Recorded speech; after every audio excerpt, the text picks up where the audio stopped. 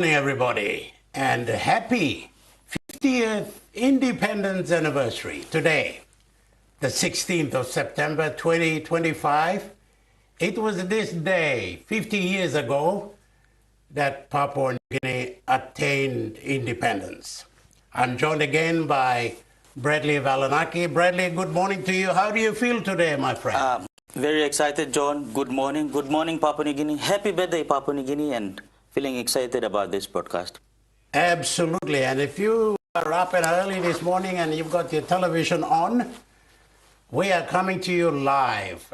This is the combined telecast of EMTV, NBC TV, and TV1, bringing you this final day, the 16th of September celebrations, marking our 50th independence anniversary.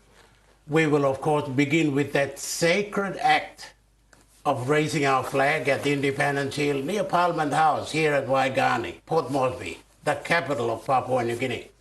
This will be followed by a visit again to the National Court Complex, this time by His Royal Highness, the Duke of Edinburgh, Prince Edward.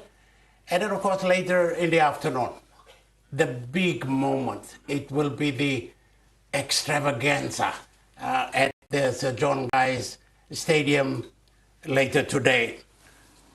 So on this independence, on this important time, the call sign, the call word, the call phrase is celebrating the history of Papua New Guinea and inspiring the future.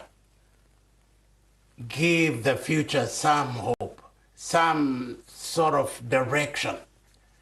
And to begin with that, we'll look at an event that took place last month. It was the PNG Resource Week, where a number of resources were on display. But with this particular company, Sun Engineering, they engaged a lot of Papua New Guineans. Sun Engineering is a multi company that has branches all over the world. But they've come to Papua New Guinea, and over the years, and in the back there somewhere, they've been engaging Papua New Guineans to become engineers. They've been training a lot of people, and they were part of this PNG Resource Week. And we caught up with them, and they told us what they do and how they do it. In Port Moresby was the center of the Papua New Guinea Resource Week, staged by the Chamber of Resource and Energy. It was a 2-week exhibition from July 7th, celebrating decades of progress and growth in the resource sector. And it brought together industry officials, landowner company officials, and project representatives, as well as government and business leaders. The difference this time was the involvement of the biggest resource yet, young people. Hundreds of school children from the national capital attended and staged debate. Organizers said it was designed to educate the young people about the opportunities in the resource sector, the importance of science, technology, and engineering. I think we've bussed about 16 to 18,000 kids from the schools here to APEC House in Port Moresby, where we have exhibitions from all the resource sectors, all the way back to Bougainville Copper and even the recent resource companies, just so they can explain the purpose of the resource industry, what effect it has in their communities by having those resources in their communities, and importantly how the kids can benefit from the resource sector and potentially get a career in the resource sector. Mark McMongal knows something about opening up the field of construction and engineering in Papua New Guinea. And Sun Engineering is a company that was formed in 1974 in Australia by my father. He's now 92 and he's still around. He's very proud of where the company is today. And then 25 years ago, we came to Papua New Guinea. Mark is the CEO of Sun Engineering, a family company that has international reach to over 30 countries, including Papua New Guinea. Sun Engineering specializes in fabricating and construction, in mining, and infrastructural projects. Its footprint here is just about everywhere where there is construction, be it in mining, in the energy and petroleum sectors, power, and the construction of hotels. One of the most satisfying is the engagement and training of Papua New Guineans. The Papua New Guineans that we employ and then we take down to Australia to work on projects in Australia or Vanuatu or Fiji, they just appreciate it so much more. There are so many things that I'm learning. Coming here is another level for us Papua New Guineans. Gaining new skills from here, abroad, going back, gonna help me develop my country as well. The task is to get this bucket, and with the red bucket up there. There were more than 50 exhibitors, keen participation from all resource and energy sectors to mark the 50th anniversary of Papua New Guinea's independence. Inspiring the future generation of Papua New Guinea. I think we might have a sneak look at Independence Hill. I think the sun's just about up. There it is. This is what it looks like in Port Moresby at Independence Hill right now. And a good number of visiting dignitaries have arrived. Some are arriving. There will be more. And before we begin, I think that will be, that area, that particular corner of Independence Hill in Port Moresby will be packed to capacity, Bradley. Yeah, John, I'm just looking at the crowds already building up at Independence Hill this morning. I wonder if we'll still have space there.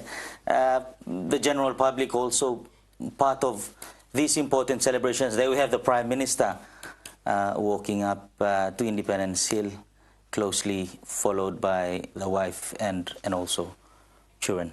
He's very Papua New Guinean, isn't he? I think he's got this overall thing, not the formal suit, but what do you call those things? That very patriotic. Yeah. And there it is, John. And there he is. And they're all ready to go. But we'll go there when the proceedings are about to begin. It looks pretty good, and I think it's all set to go. But before we get there, here is a short message from the former Prime Minister of Papua New Guinea, a man who became the third Prime Minister of this country, the Right Honourable Pius Wingti. And here's his little message on this day. Again, 50 years of independence, a former Prime Minister who worked with some good leaders. And looking at them now and looking at the country, what can you say about all this? Well, going towards independence was a very exciting period. And then you had Sir Michael Samari as Chief Minister, Prime Minister. So in that time, I can only talk about those Prime Ministers that I've worked with.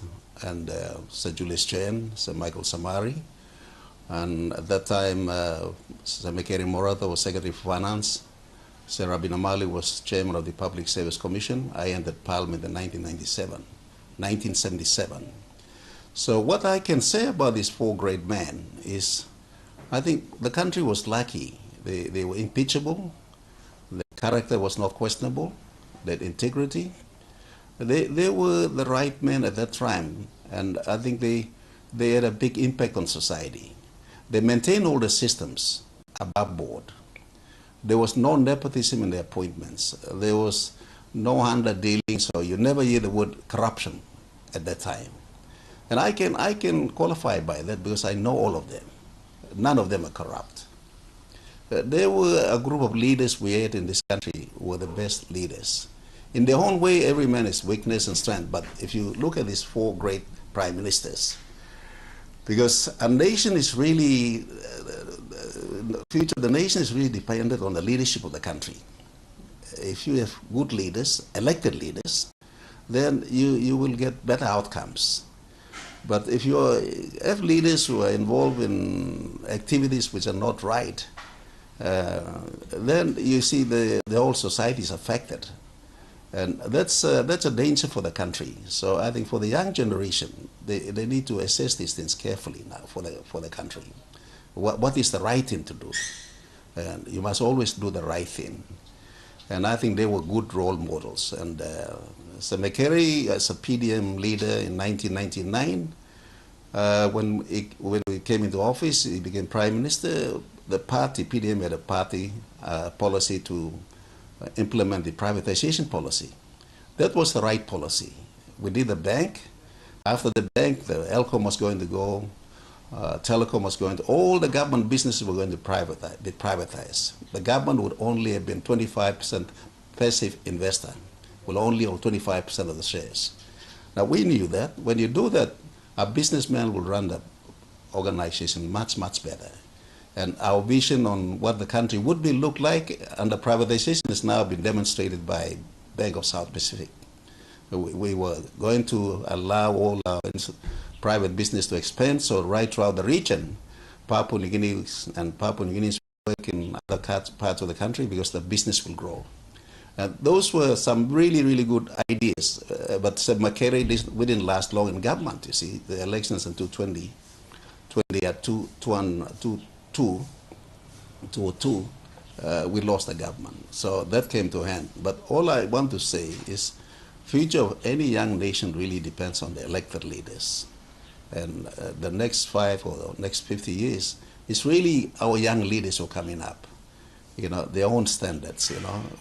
Whether my actions are right or wrong, these are critical times to question.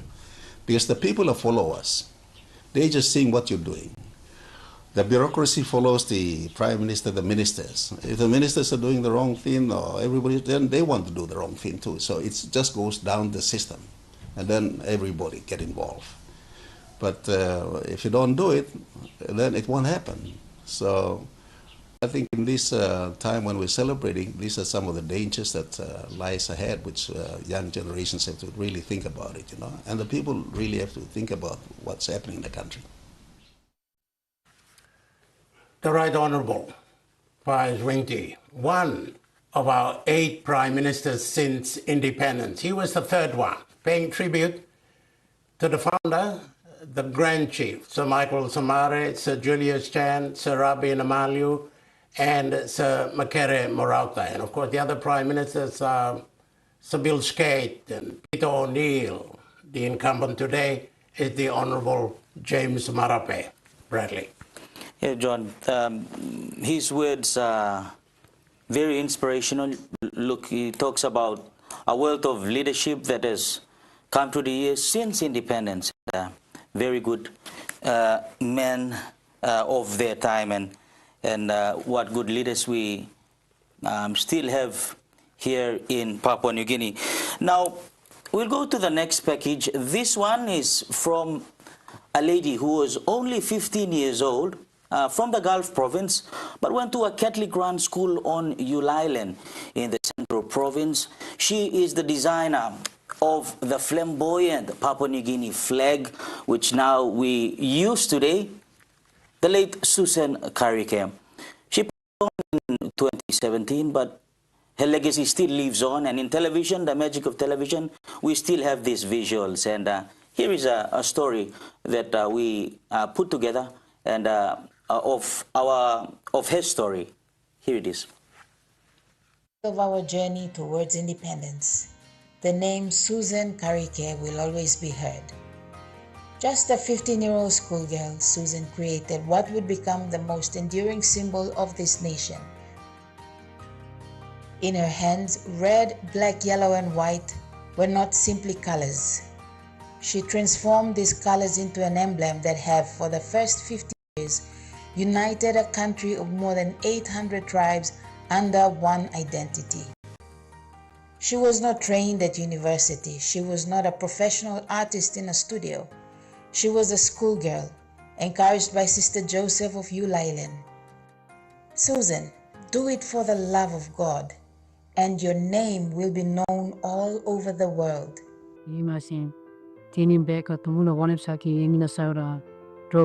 Kala wanem kala nyusi you walking bisa withdrawing so mi drawing ika masking fandreba tubulo or ni masking elte kana mose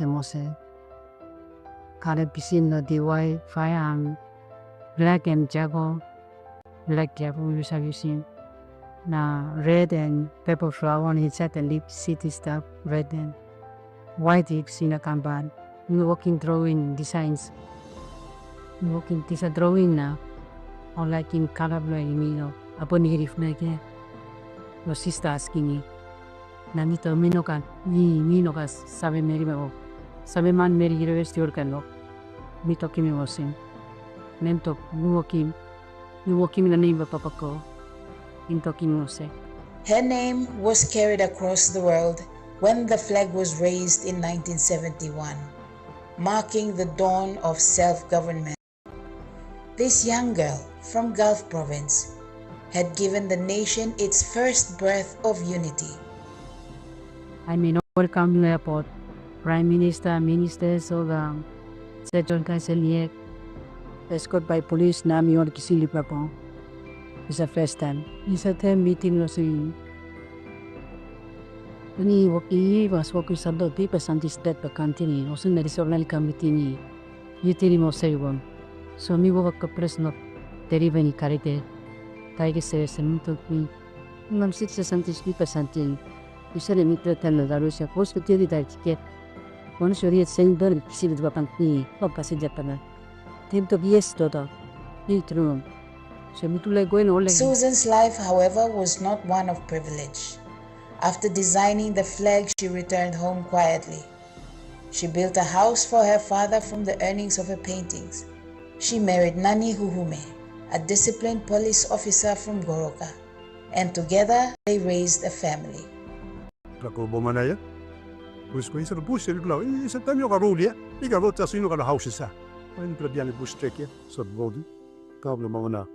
Tulispeni depo, uno colismo, depo coli depo. Ma posto dami plus penimlo training lo psibresa rifle lo 303.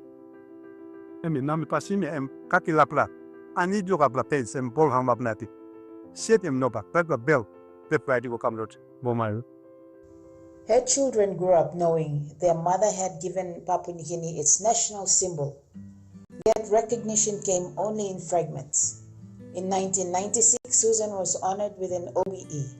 She accepted it humbly, but said with honesty in an interview, "I am happy, but it is a big thing to be recognized. My disappointment is that from the time I designed the flag till now, I have never been recognized." In her later years, she lived simply in a small house at Laloki. No electricity, no running water. A national icon, lived to the last days without the most basic services that her flag flies above. She gave Papua New Guinea a symbol that outlives governments, policies, and politics. Susan Karike Huhume has passed on, but her work lives forever. Every time the flag rises, so too does her spirit. Susan Karike, a girl whose innocent design became the symbol of Papua New Guinea's identity, the flag. She was honored then, she is honored today, and she will forever be honored because the flag will always fly, and we will always remember her with her design. I think some of us were given that opportunity as well to design the flag. I know I was one of them. We tried to do it, but we didn't make it. She did. And yes, God bless her soul, Bradley. Yeah, John, you speaking about your experience. You were there? You were there as a student back then? Oh, yes. It was quite exciting, wasn't it? Oh, yes. We were involved in a number of things in September 1975, the flag raising there. Sogeri students, and I say this often, Sogeri students in 1975 were chosen by the government, Chief Somare Dan, to be the main celebrants at Hubert Murray Stadium. And of course, those people who are lined up along Independence Hill, going up to the hill for the flag raising, we, the Sogeri students, lined up that in 1975.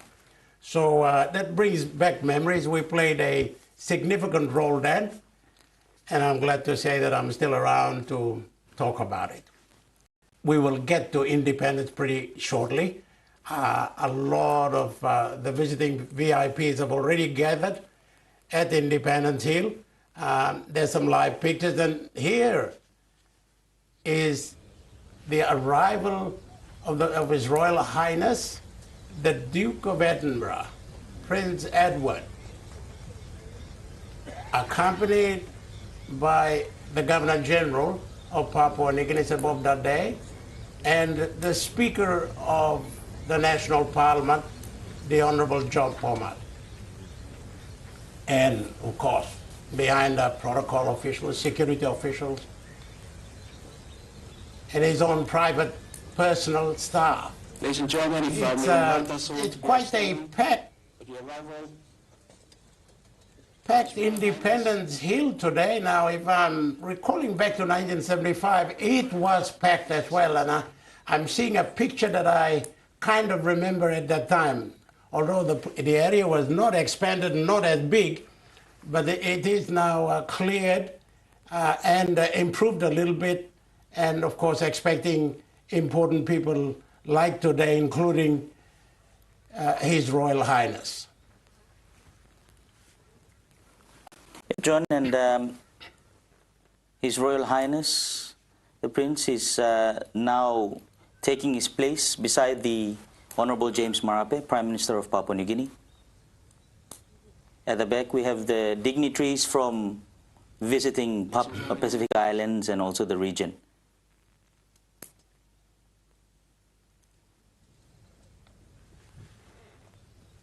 A good crowd, definitely a good crowd.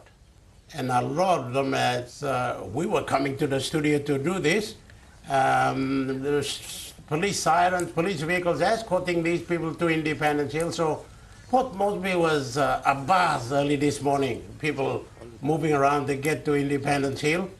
And of course, to whatever they are doing today to mark our 50th Independence Golden Jubilee.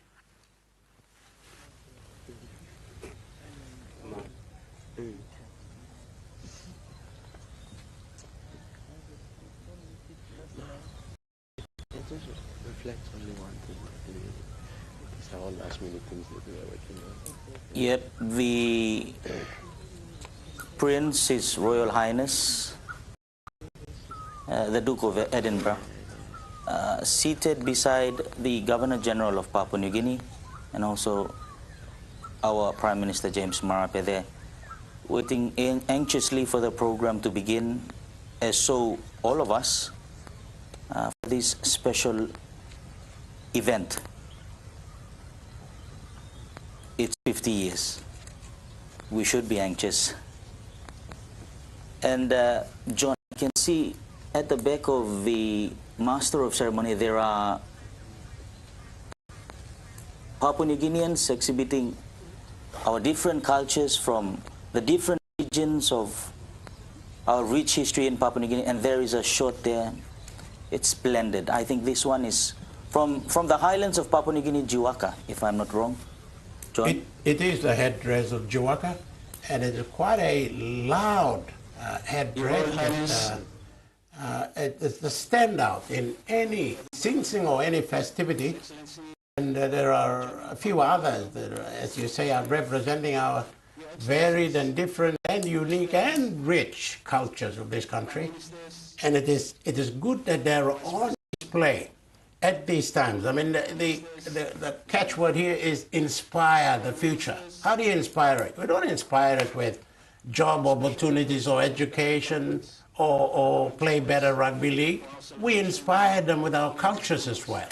And for us to demonstrate that at important occasions like this is significant in the development of the young brains of Papua New Guinea. John, the beauty of this country is in our diversity, and diversity on show. It is at 50. I think there's some activity now. I think the Master of Ceremony has taken over. Let's go across there. Our diplomatic corps, heads of departments and agencies, heads of our disciplinary forces, ladies and gentlemen, and to all men and women spread across the width and breadth of this great country of ours, receiving through our national televisions and radios this telecast, we welcome you all to this 50th Independence flag raising ceremony. I also recognize the public who have joined us for this morning's ceremony, who have walked across the city, various suburbs in the city, to join us for this ceremony. A very good morning to you all and welcome. As I mentioned earlier, this ceremony is an important one, signifying the lowering of the Australian flag and the hoisting of Papua New Guinea's flag. We will witness that being done, the hoisting of our flag, and our students from the Caritas Secondary School performing our national song and reciting of the national pledge.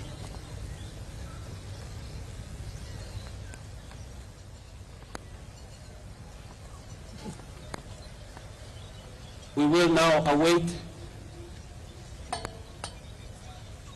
the band to begin the procession.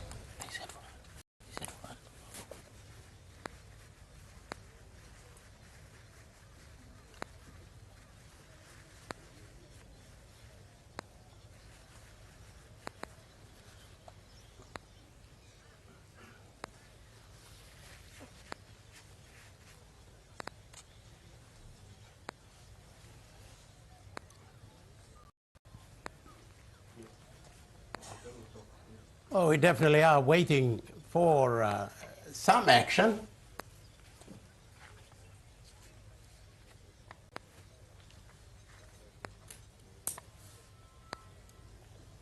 Perhaps the military band to give us a cue of leading the flag up to Independence Hill to the flagpole.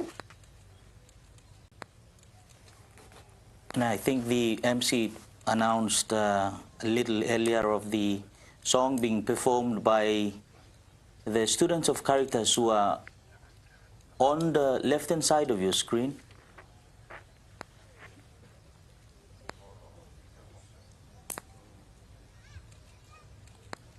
Part of the celebration today are also clergymen from the church, an important part of Papua New Guinea's journey and development.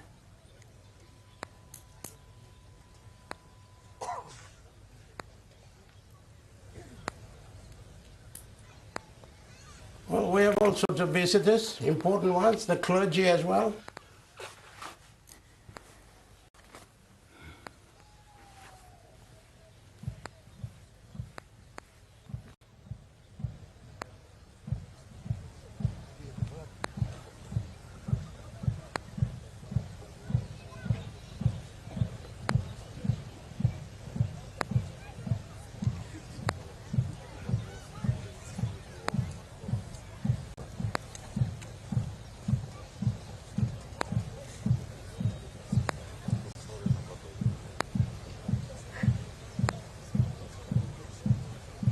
Have gone off, so obviously there will be some sort of action on Independence Hill.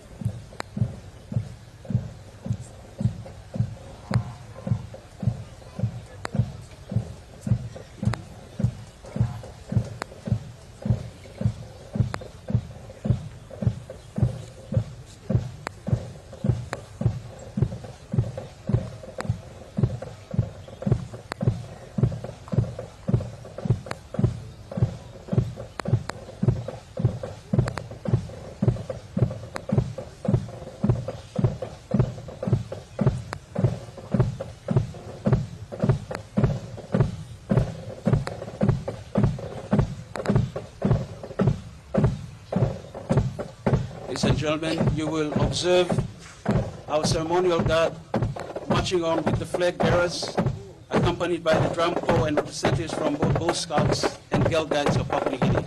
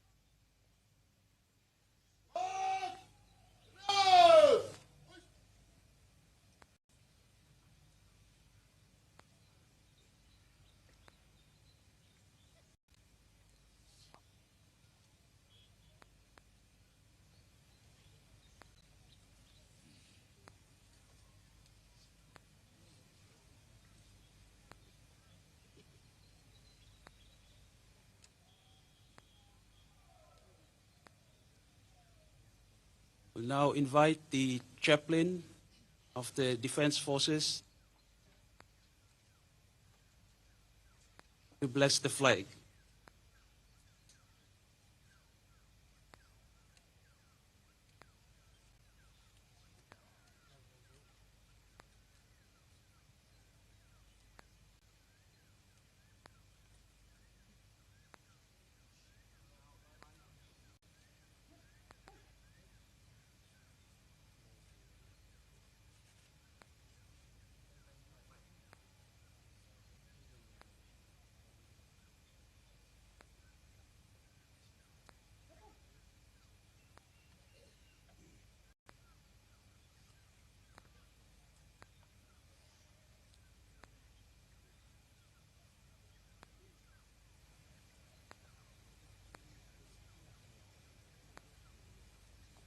Let us pray.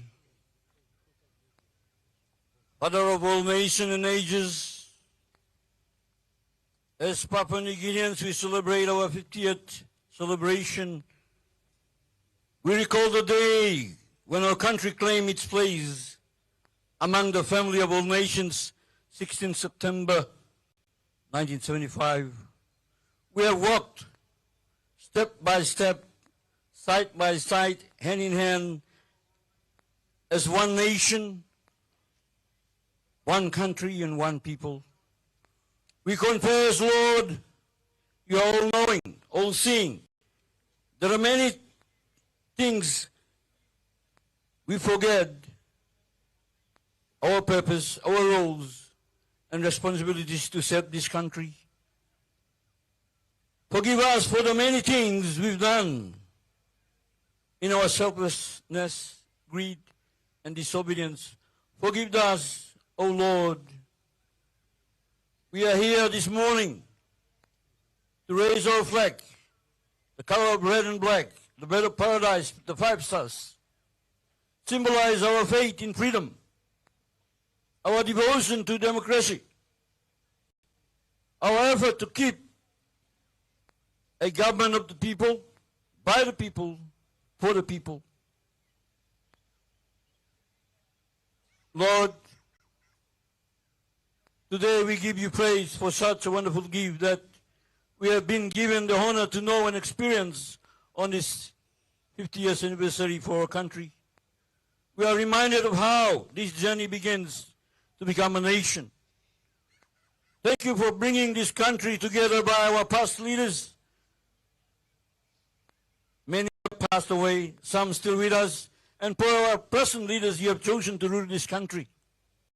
Thank you for blessing Papua New Guinea for the beautiful and wonderful resources that we have. As Papua New Guinea is now celebrating, we ask you, Lord, keep us in good health.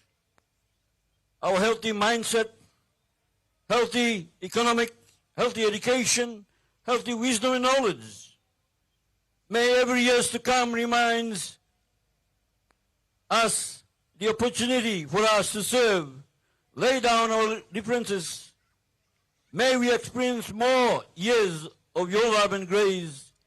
May you continue to bless our country, protect us from evil, help us to find ways to love, serve and support, and understand our roles and responsibilities as leaders and citizens of this country. Thank you and our appreciation for our bilateral partners participating in the development growth of our country during the past years. Today, some are celebrating with us. May our appreciation for one another grow with time and our commitment be honored before you always in future to come. As Papua New Guinea is celebrating, Lord, in our own strength, we admit that we can do nothing. It is through you. Guide us.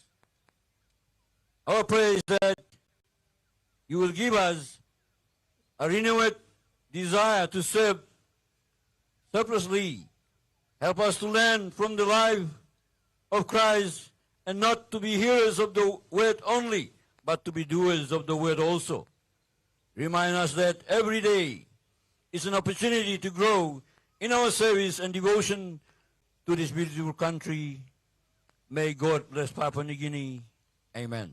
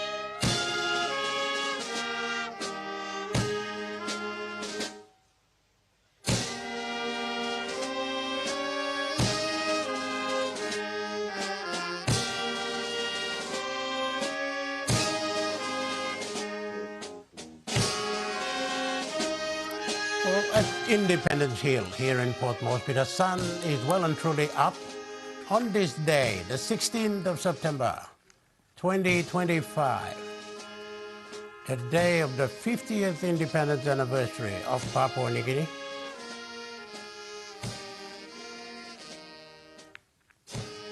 These are live pictures coming to you wherever you are watching us today, at your homes, wherever you might be, on MTV, NBC TV, and TV1.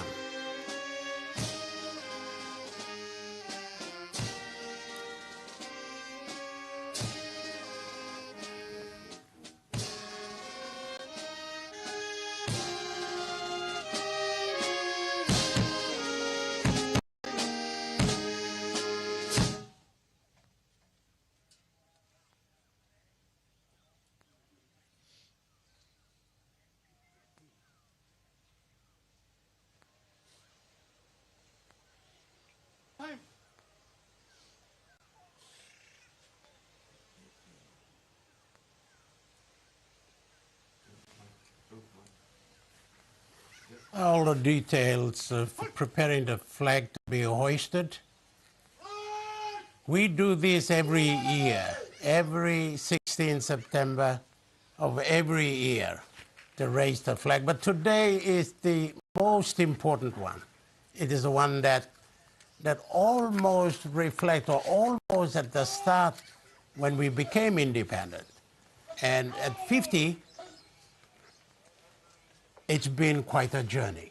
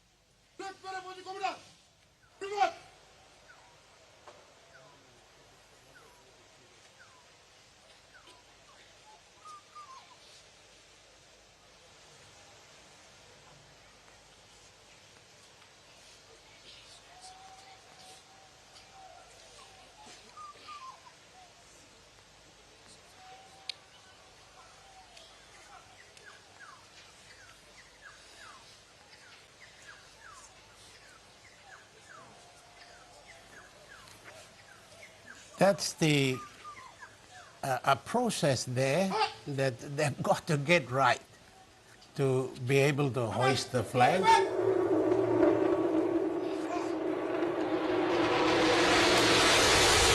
I think we might have the flyover, which is the courtesy of the Australian Air Force. Yes, John, that was the flyby conducted by the Australians this morning. And John, as they trying to hoist the flag, it's quite a big flag on that pole you can see in front of you on Independence Hill.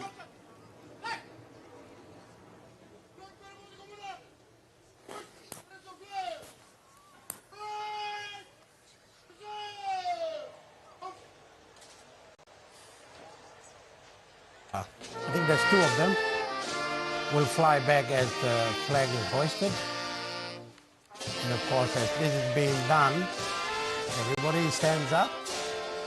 And I think wherever you are in Papua New Guinea, At least this is a moment in your time, a moment in time of the country as well, that you should stand up and respect the flag.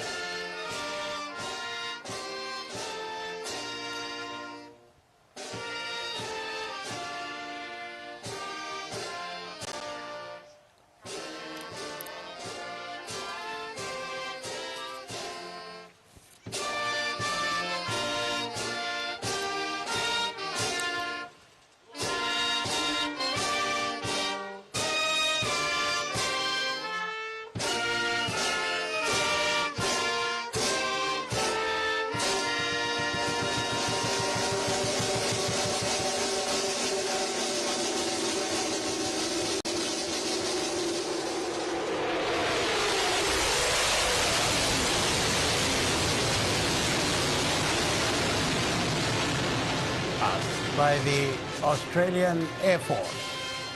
And right on cue, as the flag reached the top of the flagpole, the two jets flew over. And this replicates what exactly happened in 1975 when the flag was hoisted for the first time.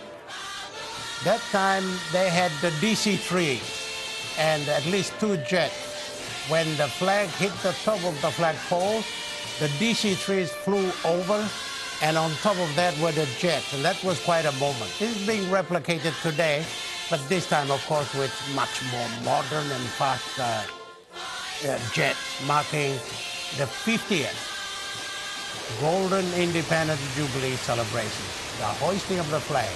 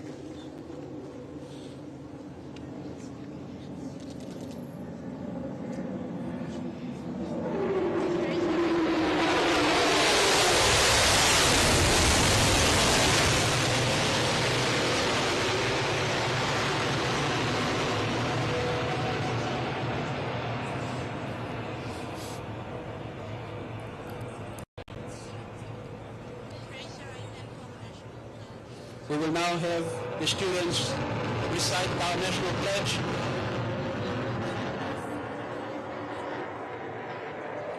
Background is the jet, and I wish the wind could at least blow now.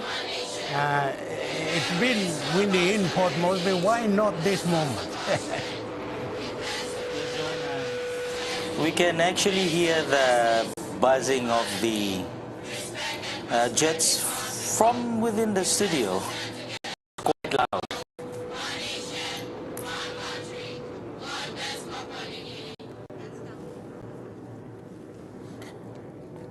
God bless us all on the 50th independence of our country, inspiring the future. And we celebrate our history today at 50.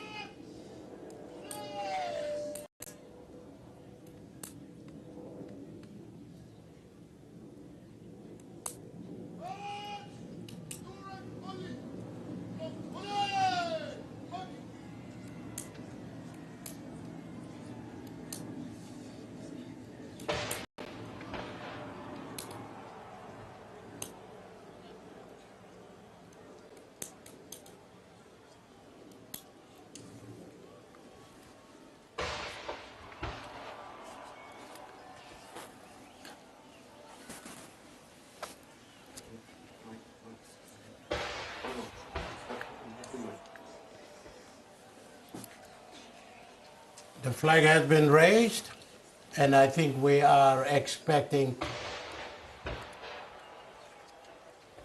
a little speech, a comment, a statement from the Prime Minister.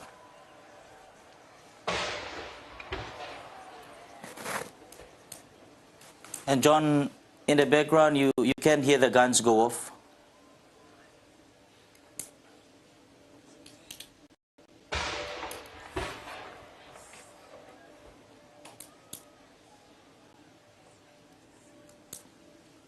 It did go off like that in 1975, signaling the birth of a new country. It is being repeated at 50th, signaling another chapter going forward.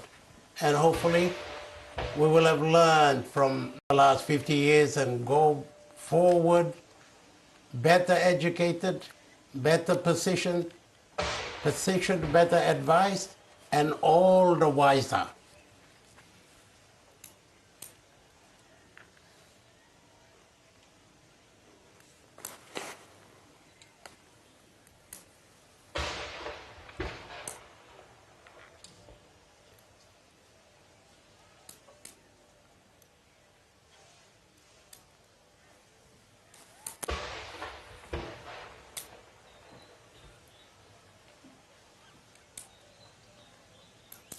It's quite a little bit exciting and encouraging and good to know that our partners, our friends from neighboring countries from afar are still here. And of course, there is another major event further down at the Independence Boulevard. And this will go on for the whole day.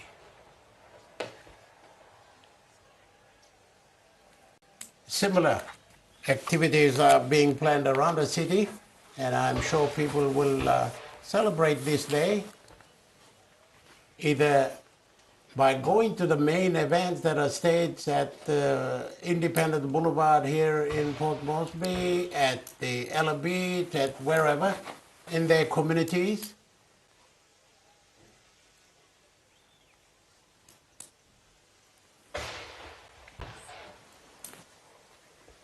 Yes, members of the public and also public servants, part of this, and we have a shot of the Australian Prime Minister, the Honourable Anthony Albanese, and beside him is also Solomon Islands counterpart in Honourable Jeremiah Manele. Part of Papua New Guinea's celebration at 50, our closest neighbours. Two of our very closest neighbours, the Solomon Islands and Australia.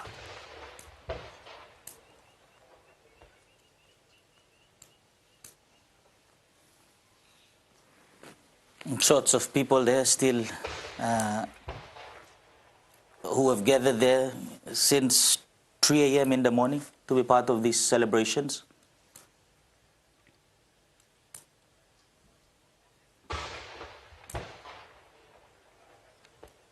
The gun salute still being conducted at this time, and you can see smoke at the backdrop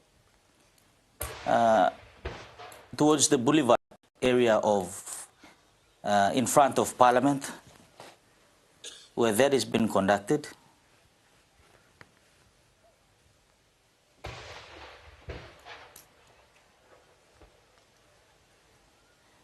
Members of the media and foreign media as well present on PNG soil to cover this important event from the country.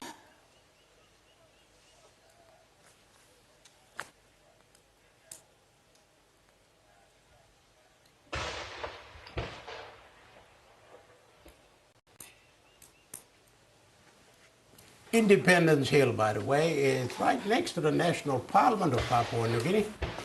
And one would think that the parliament would have been built with that in mind, that there had to be a hill next to it for this specific purpose.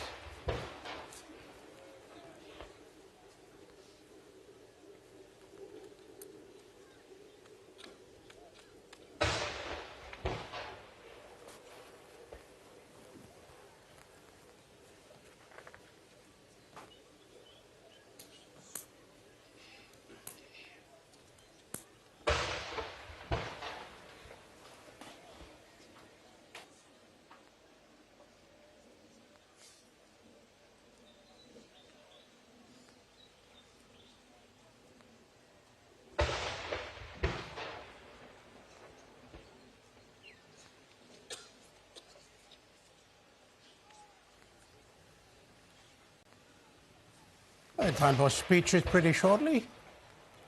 We're expecting the Prime Minister to make a remark on the flag raising ceremony.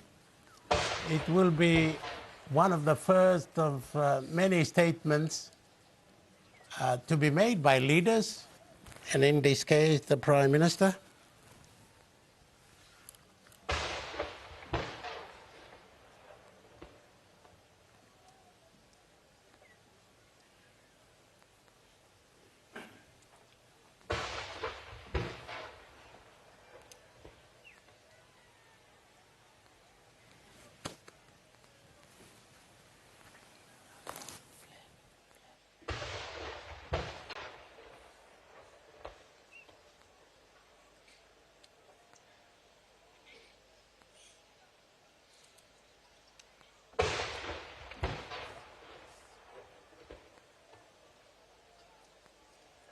Defence Force have been pretty active over these last couple of weeks.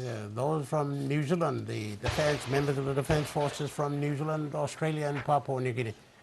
They've all kind of come together to make this event, make this moment lively and with a lot of purpose and meaning.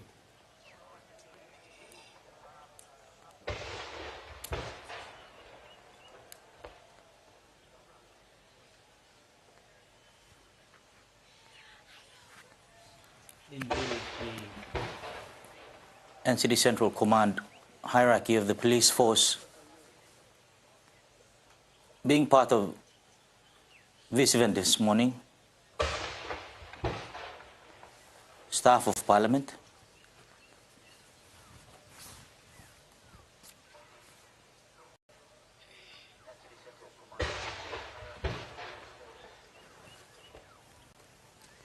and if you've switched on your television just now or a few moments ago, this is the Independence Hill in Port Moresby. We've just completed, as I said earlier, that sacred act of raising the flag. That is something that every sovereign country does, and does with dignity and an element of patriotism. We just did that on our Golden Jubilee Independence celebration, raising the flag here in Port Moresby. And today is the final day, the culmination of at least a couple of weeks of activities and festivities by individuals, by cultural groups, by members of the military forces of Australia, New Zealand, and Papua New Guinea. And it comes to this moment, the raising of the flag and celebrating this moment. It's at Independence Hill here in Port Moresby.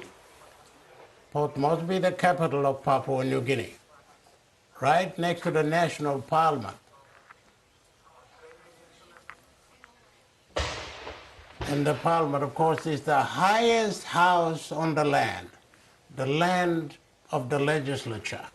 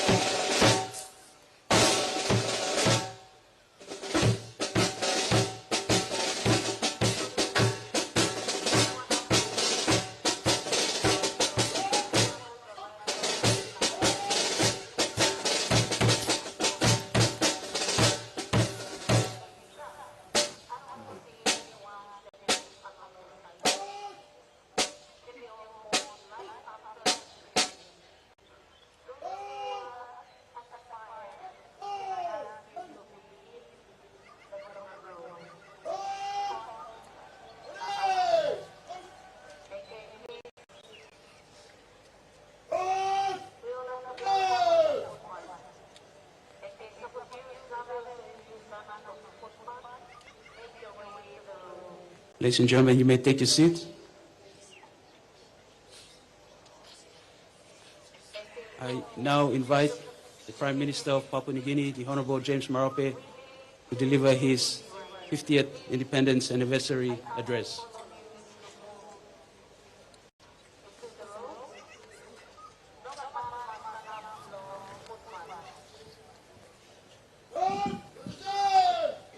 Prime Minister James Marape, patriotic, Papua New Guinea.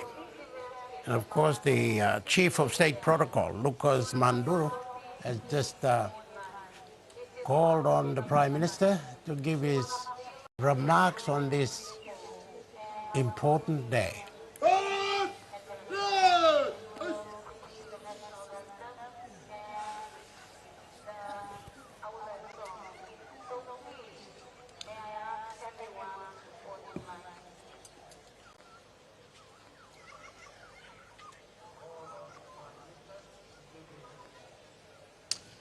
Very good morning to all of you,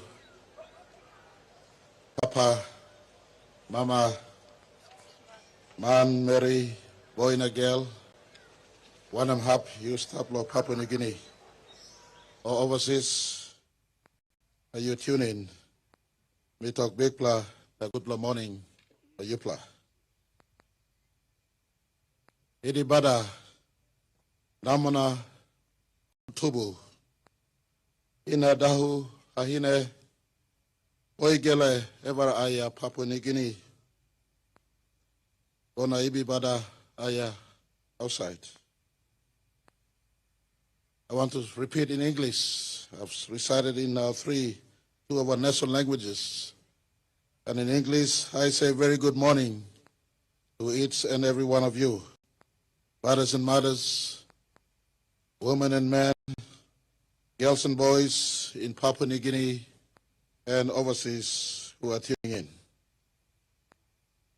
Papua New Guineans, this day we are honored to have amongst us many distinguished guests.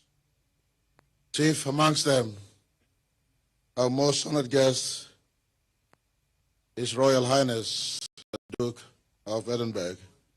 We say thank you very much for gracing us with your presence. To all leaders from abroad, heads of state, heads of government, and those who are special envoys to your respective leaders, thank you very much. Thank you, Bada Herea. Big thank you through. Lord, you choose, Lord, stay with us, or for you to be with us in this auspicious moment. Today we gather on sacred grounds. Independence Hills, where 50 years ago, our nation, Papua New Guinea, was born. Out of many, we became one, under our one flag that was hosted for the first time in the morning of 16 September 1975. I was preceding, we witnessed the lowering of the Australian flag for the last time in what is now Papua New Guinea. In that morning, the world witnessed the birth of the most diverse nation on earth, with over many tribes, over 1,000 tribes in fact, speaking over 800 languages. From many, we became one. One people, one nation, one country was birthed and was uttered and was sounded for the first time. And 50 years on, the one nation, one country, one people rolls on. Our parents and our grandparents, to the children of Papua New Guinea, created history and witnessed history. They were historians. They carved out the country we enjoy today. And I want to pause back and step back and in commemoration of this moment, say thank you to the greatest generation of Papua New Guineans ever lived, the Sumara generation, the St. Julius generation, that generation and the achievement will never ever be repeated by any one of us, and we stand under the shadows. And I want to pay a special commendation to the 7 who are still alive today, represented here. Dr. John Mummies and Lady Elizabeth, thank you for your presence. Sir John Capitan, thank you for your presence. We know Sir Yano Bello right now is in Kagua, doing his program in Kagua. We have Sir Warren Dutton amongst us. I want to also pay respect to Lady Veronica Sumare and the Sumare family. Thank you very much for your ever presence in our nation's life. Today here, representing all our first ladies also, I see Lady Stella Chain. It was one of my honor but unfortunate task of laying to rest the last man standing in our national parliament from the class of 1968. I lay to rest Chief, the Right Honorable Sir Julius Chain, few months ago. Lady Chain, representing the first ladies of the 7 prime ministers before me, joining Mrs. Rachel Marape, I just want to say thank you for your presence on behalf of all the mothers of our country.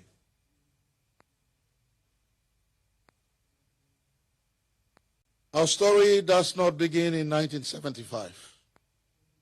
We are ancient people. For thousands of years, we have lived in this part of planet Earth, thriving in the highlands, moving in the lowlands and along the coastal areas, and traveling in between the islands of our land, as well as the islands of the Pacific. The UNESCO World Heritage Site of Cook in Western Highlands depicts civilization and ancient people who lived in our land over 10,000 years ago. They were cultivating agriculture. The Lapita poetry found in the New Guinea Islands of our country is found across our Pacific, depicting seafaring people in between the New Guinea Islands, the islands of Papua New Guinea, and our Pacific neighbors, traveling in between. Domestically, the Hiri voyage between Gulf and Hiri, for instance, depicts people trading and coexisting. The Kula exchanges in the Kula trade of the islands of Milne Bay. The opposition leader is from that place. The opposition leader is present amongst us, and I do acknowledge him. I beg your pardon. Depict ancient people coexisting, trading, living together. The exchange between the lowlands and the highlands of the Kina shell, Kina we use today to the children of Papua New Guinea, was not a concept battered at 1975. It was an ancient concept. Trading was going on amongst our people. This is a proof that we are a resilient people. We existed long before there were medicines to malaria. We connected to each other long before there were connections by road, by sea, by air, by road. We are people that has lived here. But in between our ancient and today, there are many who construct our modern PNG today. And I want to say thank you to the missionaries who came from far and abroad, to the missionaries from Australia, from US, from Niue, from Cook Island, from Samoa, from Tonga, from Fiji, from Vanuatu, Solomon Islands, Tuvalu, and you name the rest of the Pacific, who brought the gospel to us. Papua New Guinea can claim its place as the last place on the face of planet Earth to have received the gospel of the Jesus Christ. Since then, the Australian administration arrived. They were an emerging nation themselves, but tasked with the responsibility in the early 1900s to take care of Papua New Guinea, or the territory of Papua as it was, and the territory of New Guinea. The Australian administration came in, did their best for our country. I want to step back and say thank you to all Australians before 1975 who had a hand in the construct of our country, from the businessmen, from the clergymen, and also the public servants who were teachers, who were administrators, who were magistrates. We call some of them the Kiaps. Seated amongst us this morning is one who was in my own part of the highlands of Papua New Guinea, in Como in 1975, Mr. and Mrs. Hognall, who witnessed the hosting of PNG flag, but more importantly themselves participated in the embrace of the Australian flag that was lowered for the last time in Como, then Southern Highlands. This depicts our past on where we've come from a 1,000 tribe under the founding fathers of our country. We united under one flag, united under one constitution, embrace each other under one dream, that we too can become a family of nations. And since then, the one people, one nation, one country has rolled on. 1 minute past midnight on 16 September 1975, our first Governor General, Sir John Guise, proclaimed to the world, Papua New Guinea is now independent. A few hours earlier, as the Australian flag was lowered, Sir John reminded the crowd, we are lowering the Australian flag and not tearing it down. These words capture the dignity of our transition and the goodwill with Australia. Independence was not born out of anger, but out of respect, humility, and faith in the future prospect of Papua New Guinea. And for this, I want to take time to thank the Australian Parliament, the Australian Labor government then, the great man, late Sir Gough Whitlam, in his strong leadership that said, yes, Papua New Guinea can be independent. And the birth of our country was ushered in. Yet 50 years on, we are here now. The task is before us. The founding fathers of our country and the mothers of our country have moved on. A few constant remains. Our closest neighbor, Australia, along with Indonesia and all our bilateral partners, remain close to us since 1975, when they said they will be partners to us. Our Pacific brothers and sisters have been part of our extended family, as we were in the past. They still remain family to us today, and I say thank you very much for your presence today again, once again. The world has remained solid with us. Our churches have become backbones of our country, and I say thank you to the churches of our country. You have played your part before 75 and right through today. Backbone of our education system, our health system, and the cornerstone of moral leadership in our country. I want to say thank you to the judges, magistrates, village court of magistrates and officials, to the Chief Justice who is here with us, and to all officers of our judiciary. Thank you very much for being defenders of our human rights and our constitutions. To our public servants, our teachers, many health workers, policemen, defense personnel, public servants right throughout the length and breadth of our 21 province and our special region of Bougainville, I want to say thank you very much. Thank you, Badaheria. You have served your flag well. You have served your country well. You have honored your constitution. But lastly, but not the least, to the ordinary Papua New Guineans, wherever you are, you have been the champion of our democracy.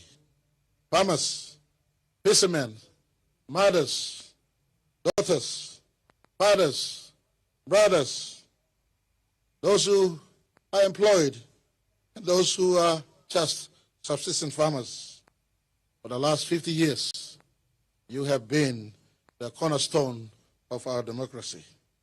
And I want to say thank you, Badaheria. Thank you very much. This day belongs to each and every one of you out there.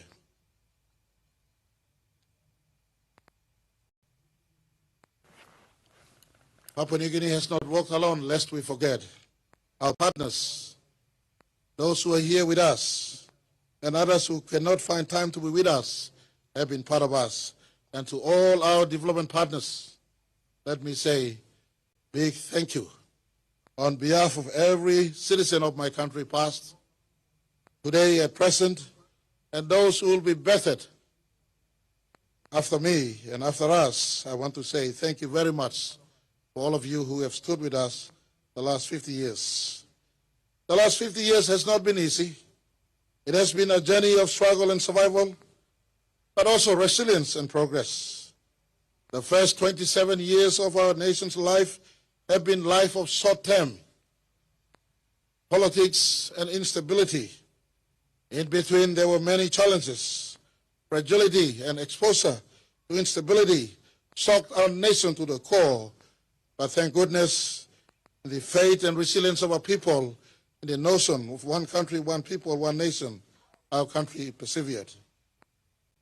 The last 23 years, the first 27 years was that, and the last 23 years, we stabilized a little bit. Our democracy produced stability, and we began to see growth in our country. More schools and hospitals were built, roads were opened, airports were constructed. We invested in industries and businesses.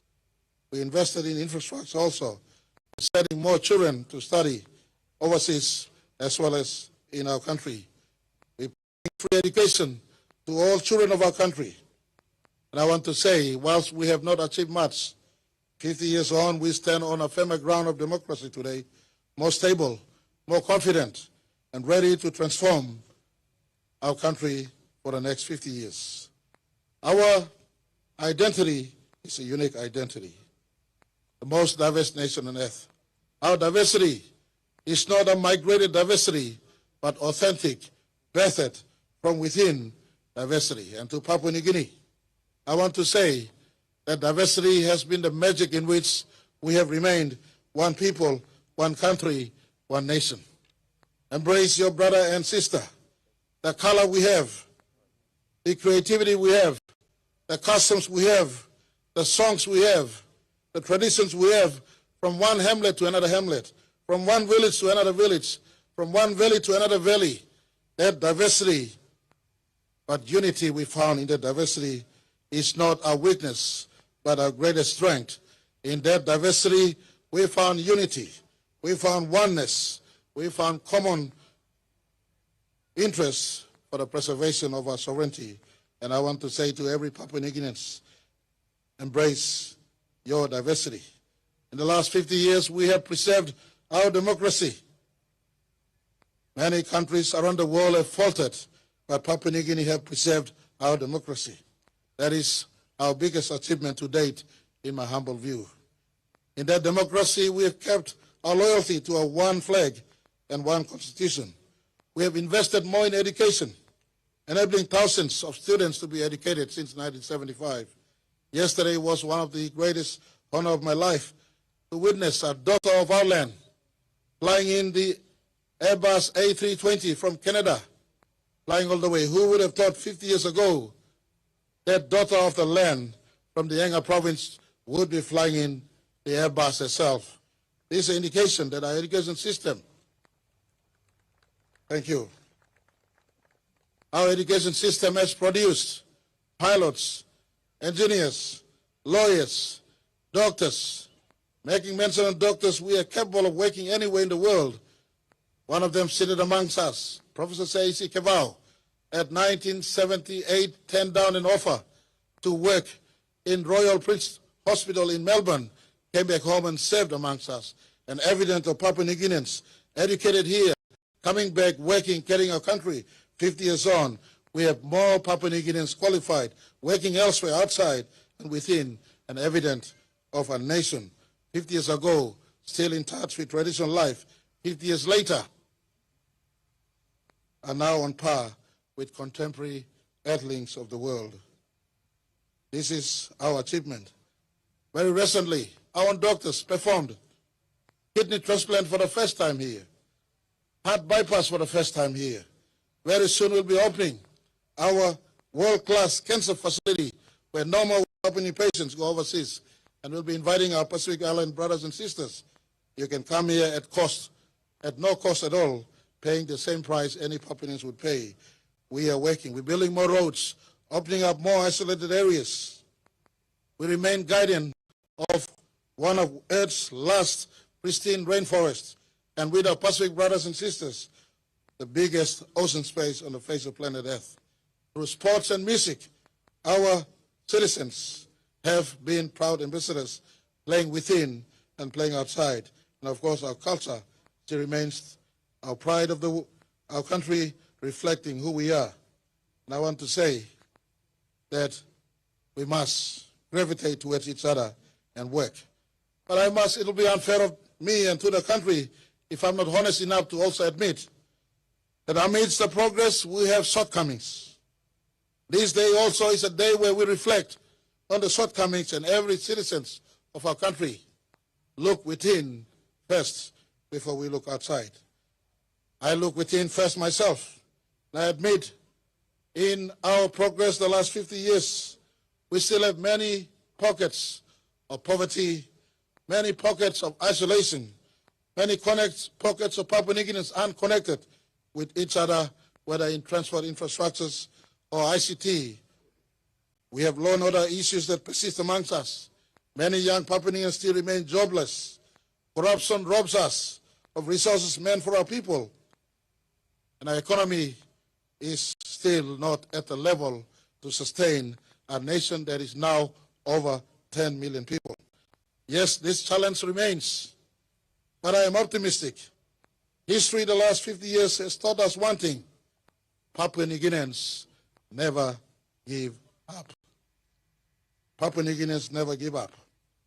I look with great hope and optimism in the way we've come the last 50 years. Natural disasters have faced us, and we've helped each other through a great one-talk system. Human crisis has befallen us, and we've found way to find peace amongst themselves, even when magistrates seem afar off, or mediation seem afar off. In as far as modern mediation is concerned, we've resolved to our Christian, Melanesian, and Pacific characteristics of finding peace through mediation. And I want to take this time to pay special mention to our sisters and brothers in Bougainville. I cry with you. And if we have hurt you, we say sorry for the hurt that we may have caused you. The Bougainvilleans have rose higher than most of us. In the midst of many of their down moments, they've reached out and embraced peace. And we've carved out peace, yes, at the supervision of United Nations and others.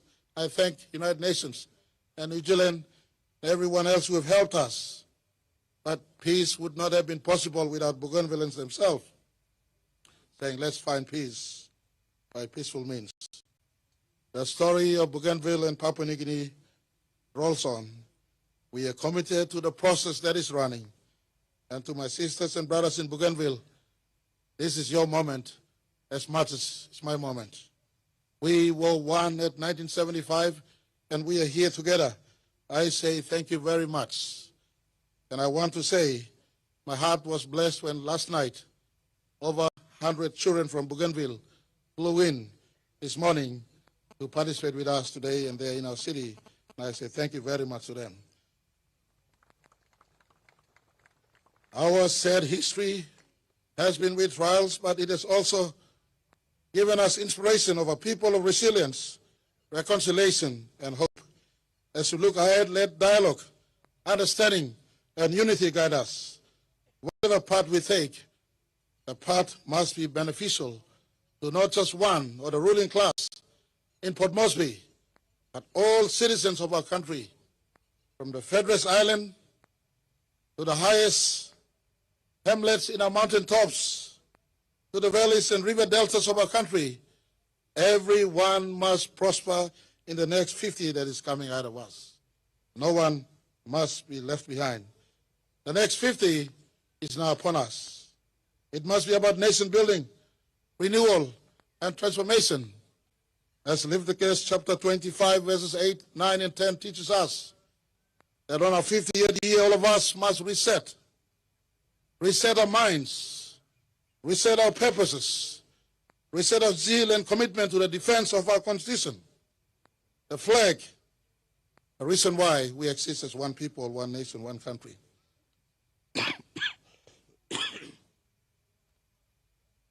And from the government's perspective, standing with me on the side, 2 young children, representing the boys and girls of Papua New Guinea. I want to say our government and any government after my government must put your children and your country to the forefront. For it is for them that we are at work, and it is for them that we hosted this flag this morning. The next 50 is their 50 years. Let us work for them.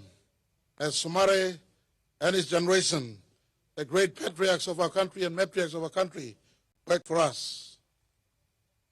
Fathers and mothers work for us, and we are here today. Who would have thought a boy at 1975 in the remotest of all remote in our country, in a place called Nomad River, seeing my flag being hosted for the first time, in a place where there was no English. I was wearing no shoe, no clothes, standing there seeing my flag for the first time.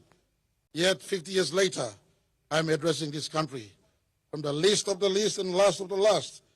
If I could be addressing this country, millions of Papua New Guineans out there, they feel that they are least, they're last. I want to console my own government, and governments will come after me, that you are leaders for the people, and you must work to serve our people. It is only in service to our people that our country will feel one nation, one country, one people going forward. And this government, going forward at the very earliest, and for the next 10 years, I propose that we migrate 1 million people who are currently in land, in subsistence agriculture. We move this 1 million family into commercial agriculture at the very earliest. They own land in and around our country. They must be into commercial agriculture at the very earliest. Connectivity by infrastructures, by ports and jetties, by roads, by ICT must reach our people at the very earliest. Last week I was privileged to have known or to have visited one of the last places in PNG. We can now drive the road for the first time since creation, a place called Telefomin, a place where I did my grade 1 in 1978. It was my pleasure to drive from Kupiano to Alatau, East Cape, for the first time, never done before. 400 kilometers of road we open up.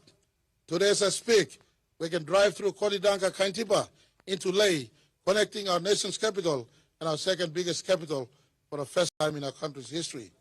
But this is not all. Much work remains ahead of us. Connectivity to our country must remain, because accessibility doesn't belong to the few, must be, it belongs to all of us right across the length and breadth of our country. Resources harvested from our vast natural resources must be shared equally and equitably right across the length and breadth of our country. Our energy harvest, we must move into the clean energy space at the very earliest, giving energy accessibility through hydro, solar, and renewables to our people who need energy for modern life and business. Create job opportunities. But lastly, but not the least, in this segment of my speech, preservation of our democracy at all costs. Democracy is the only form of government for the diversity we have today on 50th anniversary. If everything else you forget, Papua New Guineans, one thing you must never forget, preservation of our democracy. Democracy allows for every voice to be heard through the due democratic processes. And today at our 50th anniversary, I ask everyone, as we host the flags right across the length and breadth of our country, uphold our one constitution, keep our one law, and the one rule book. All of us exist, coexist, work, live, go to church, go to school, do business. We must keep the constitution of our country intact with no second thought to the validity and importance of that one rule book that governs and shepherds our democracy. As we move forward for the next 50 years, I propose also a few things. As we live in contemporary world, efficiency in our public service through artificial intelligence and ICT must emerge up right in front, eliminating one-talk system, nepotism, corruption, and anything that comes with it. We must cultivate a merit-based society, a meritorious society, and not a society that is mediocrity or society that falls to the prey of one-talk system. A merit-based society must be part of us and our construct, not 50 years from today, but tomorrow starting, we must arrive at a merit-based society. Third, I propose that justice and rule of law must preserve, and working with the Chief Justice, we're modernizing our court system, and to our investors and all friends of our country, something that Papua New Guinea is proud of is the independence of our judiciary. Our judiciary remains ever independent to this day. Section 99 of our Constitution clearly entrenches our judiciary as independent from the executive and the parliament. They work side by side, but having separate functions. Working with the Chief Secretary, we're reforming our judiciary, inserting appeals court for the first time, introducing mediation and arbitration also into our country for the first time, so that our diversity of people have one rule book to go by. And lastly, but not the least, we want to transform our economy at the very earliest. Our target remains by 2030, we become a 200 billion kina economy. By 2035, we must be a 300 billion kina economy. And by 2045, when the generation celebrates 70 years of nationhood, it must be celebrating in a nation that is sized at 500 billion kina in as far as the economy is concerned. It means that we would have better hospitals, more jobs, more opportunities for every Papua New Guineans. This journey starts today. The next 20 years of the next 50 years starts today. It demands from all of us unity, discipline, and staying the course in the vision to make our country a better place. Our country deserves to progress in a prosperous future. Our children who stand with me, and many who are now seeing the flag again, some maybe for the second time, third time in their consciousness, or some in their teens, wondering what the future holds for them. It is us, our generation, my generation today. It is a time to step up. Somalia's generation is no more. St. Julius is no more. The middle generation, represented by St. Mekere and St. Rabi, is no more. Bill Skate no more. They've served their time and space in the space and has moved on. It is now my generation's time to step up. It will not be only Prime Minister's duty, but all of us, from wherever we are placed. If you today celebrate under the roar of your better paradise that flies in the flag, if you enjoy this place we have in the Southern Hemisphere depicting the 5 stars that is on our flag, and if you have a heartbeat that says you are proud to be Papuans today, let not your pride be in vain. Let not your joy be in vain. Today I ask you, ponder within, what is it that you must contribute to your people? Yesterday I was blessed to read at 2 o'clock in the morning as I was pondering on what I read or heard a very nice 3-minute speech. I wish I could deliver a 3-minute speech, but she did it better than me. Sophia Warep, a student at PAU, she appealed to the 99%. Why don't we contribute and not ask the 1% of politicians and government to work? My daughter Sophia Warep, wherever you are, we need many more of young Papuans thinking like this, that you too can contribute to your country, wherever you are, the mountains, in the lowlands, in the valleys, in the plains, in the islands, Modlok to Bubulu and Awa, Russell Islands from the easternmost, and right across the length and breadth of our country, you too, the 99%, can contribute.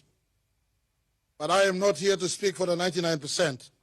I speak for the 1% because I am part of them. The 1% of us who are fortunate to draw salary from the public purse. What is it that we must give to our country?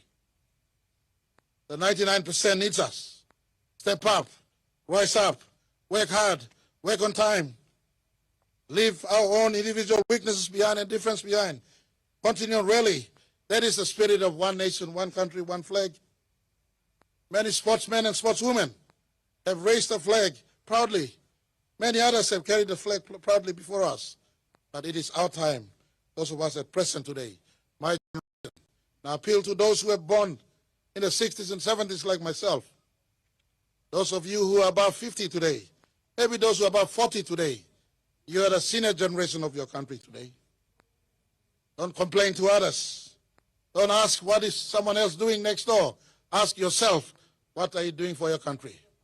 As John F. Kennedy in 1961 addressed to the United States Congress for the first time, said, ask not what your country can do for you. I too, quoting from him, asking you, ask not what your country can do for you, but what you can do for your country. Our diversity that has been kept as one people, one nation, one country thus far deserves our utmost work. Our partners abroad can come in, but it is us from within that must rise up to work. For embracing the diversity and working together is our just duty. I appeal as I close today. The flag rising up this morning means nothing. There'll be a 17th of September tomorrow. There'll be 18th of September tomorrow. There'll be a 19th of September tomorrow. There'll be a 20th tomorrow. There'll be next year. There'll be following year. There'll be futures that is coming ahead. What is it that we are doing today as your chief servant of this most diverse country? I am humbled to be here, but I'm looking within myself now. What are my weaknesses that I must fix? And if I'm looking within myself, I ask to my fellow politicians, my public servants, my Papua New Guineans in private sector, right throughout the length and breadth of our country. The flag flying means nothing if you do not allow your spirit to fly up to the good ideals that our Christian teachings continue to shepherd us. The good ideals that our Melanesian values and Pacific values continue to ground us. This must be our cause today. As the flag flies, I want your spirit to fly for better ideals of our country. This country has every prospect of prosperity, but it must start with all of us making the concerted effort to preserve this union and democracy, the country we call Papua New Guinea. May God bless each and every one of you for your attendance today. Thank you to our development partners who continue to stand with us. Needless to name all of you, you're represented here. I want to say thank you very much from the bottom of our hearts that you are here with us. It means a lot. It sincerely means a lot. All of you mean very much to our country. You have taken your time to come and be with us. And I say thank you from the bottom of my heart on behalf of my people. To all corporate sectors who are here today representing the business people, thank you for your faith in our country. Remain, this country is a country of growth. And to all Papua New Guineans, this is our moment. Let's shape the next 50 as the Somali generation shaped the first 50. Let us shape the next 50 by our attitude, by our ethics, utilizing our aptitudes and work ethics for the betterment of our country. Our children standing with me, son and daughter standing with me, representing the children of our country, deserves my generation to step up and do our best for this diversity. May God bless Papua New Guinea. May God bless each and every one of you. Thank you, Bada Heria. Thank you very much.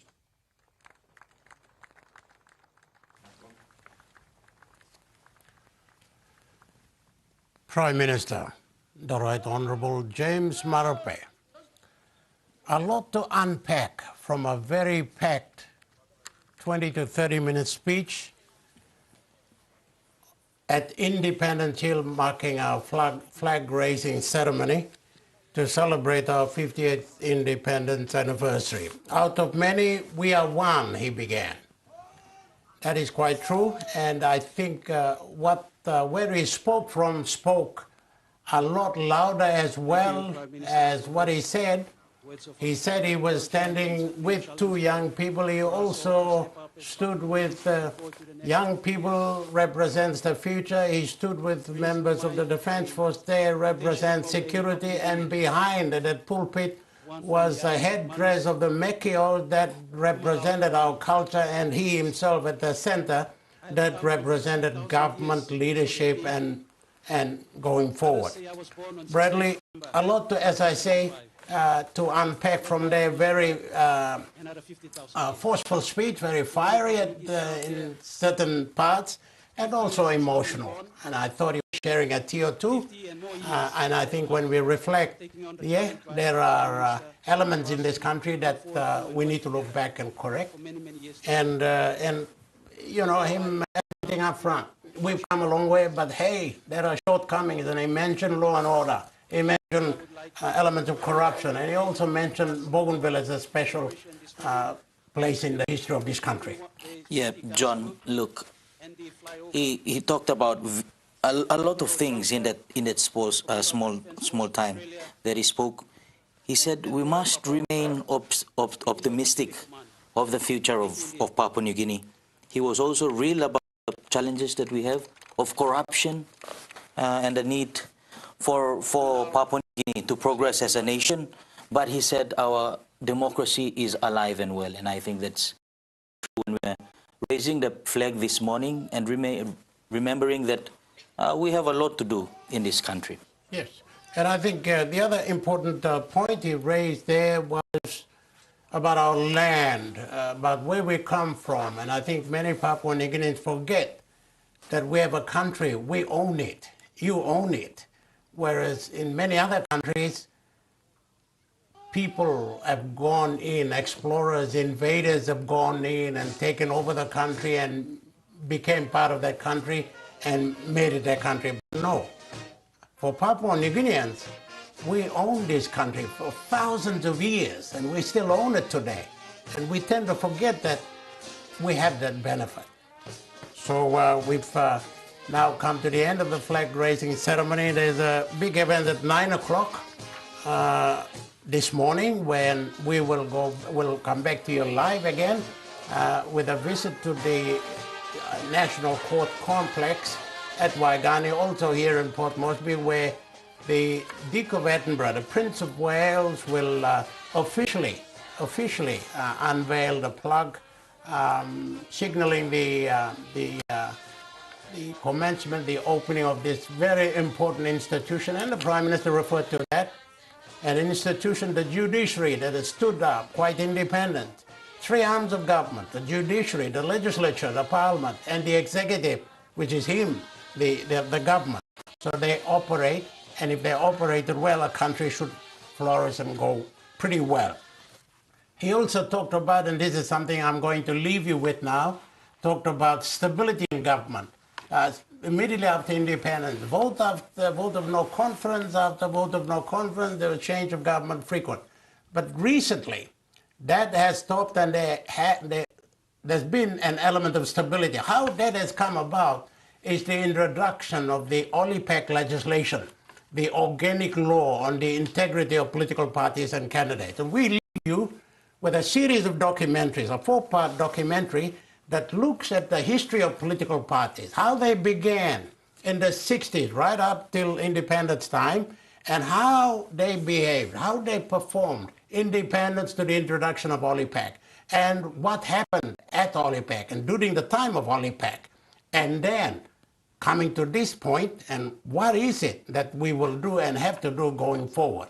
So these documents trace the history of political parties, and political parties are the basis of which ideas are formed, and ideas turn into policies, and policies turn into legislation, and legislation turn into a better governance of a country. And without that, we lead into all sorts of problems. So here is the beginning of a series of programs we put together.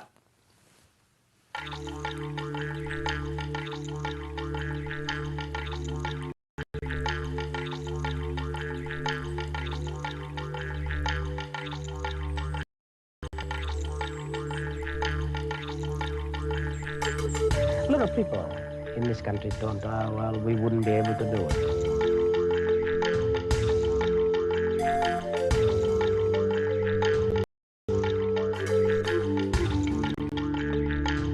This is the first of a 4-part TV documentary series into the history of political parties in Papua New Guinea. How they evolved over the years to shape the development path of the country pre and post-independence. The Chronicles of Political Parties in Papua New Guinea.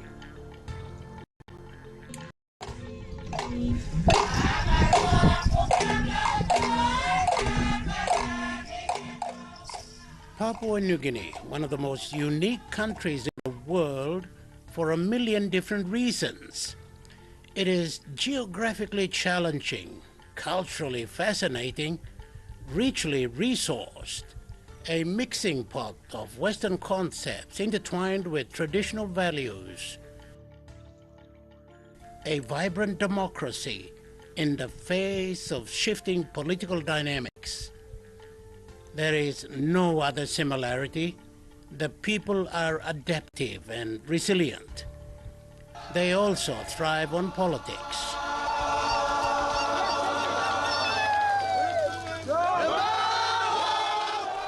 Today, the introduced Westminster political system has become a way of life for the people.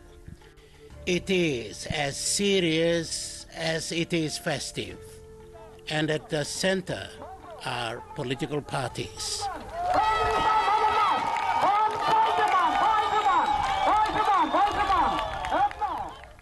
After 50 years of independence, it has been a roller coaster ride with political parties.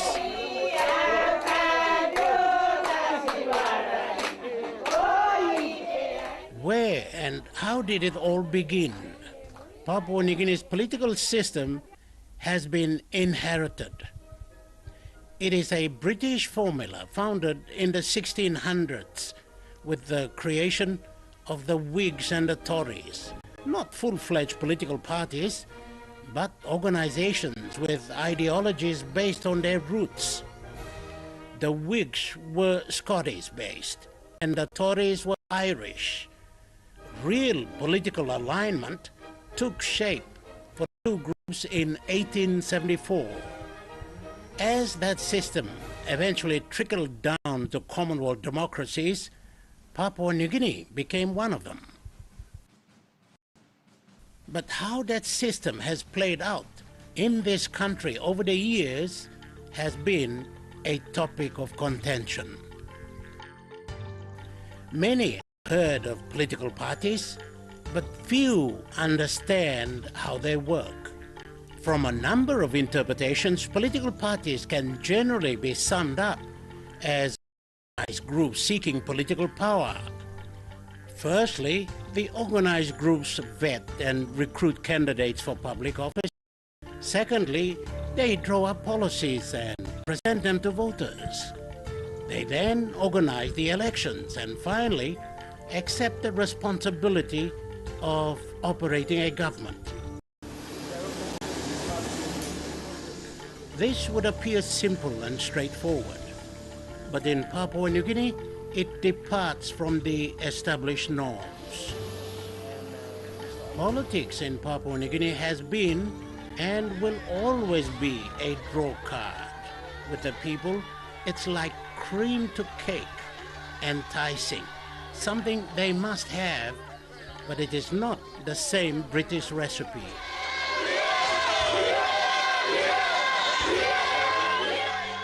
That invariably led to misunderstandings, but more so, missed opportunities in appreciating the full benefits of political parties under the Westminster parliamentary democratic system. But how has that come about and why? Just 100 miles from the Australian mainland, a new country is emerging. After almost 150 years of colonial control, Papua New Guinea is going it alone from the end of this year. Papua New Guinea was a territory, legislated as such by the colonial government of Australia in 1949. By virtue of that law, a set of political and administrative processes were set in motion that eventually led to self-government and independence. By 1951, the colonial administration established a legislative council as the facilitator. Local governments a public service, and a judicial system soon followed.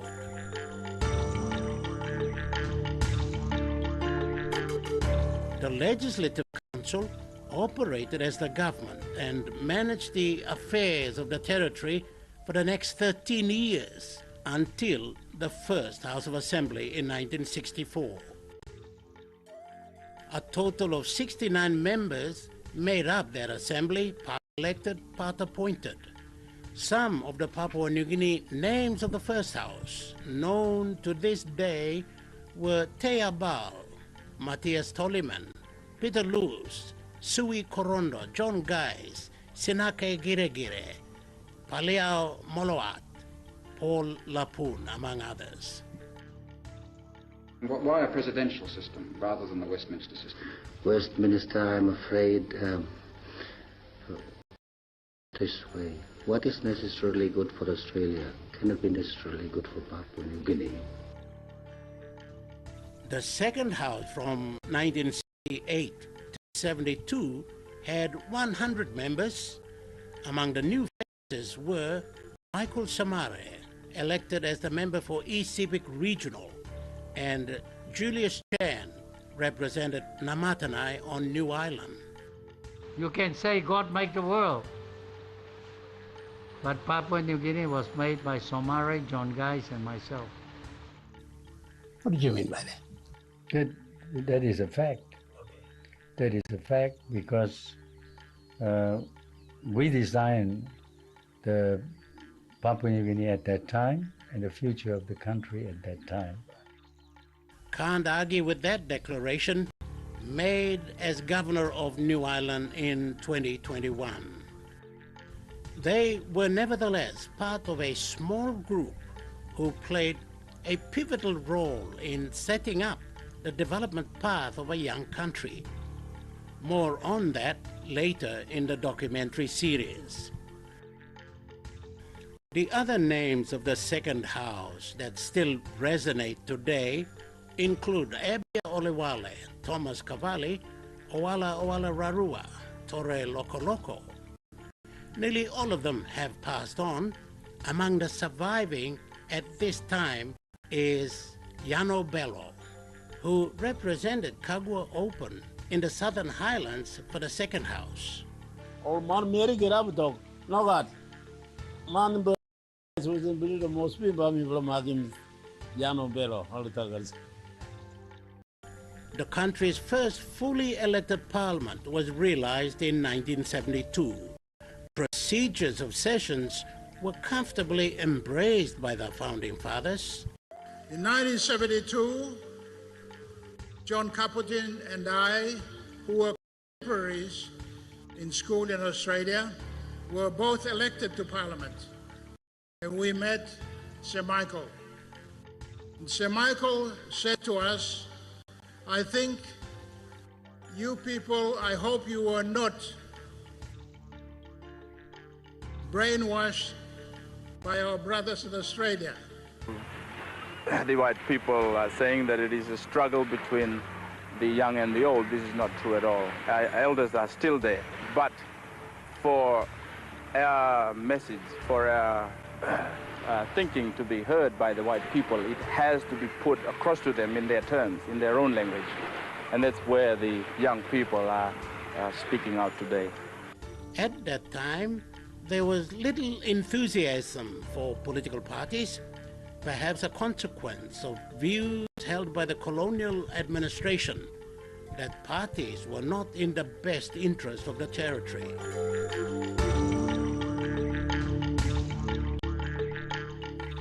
One of the pioneer politicians, Albert Marikiki, said in 1967 that the Australian administration was weary of indigenous political organizations and discouraged attempts to establish parties. Even some well-to-do Papua New Guineans are today said to have opposed political parties. This is attributed as one of the catalysts in the weak, underdeveloped party system in the country. If you look at the kind of political environment that we're in, you will find that The voting systems that we've used has not been providing what we want.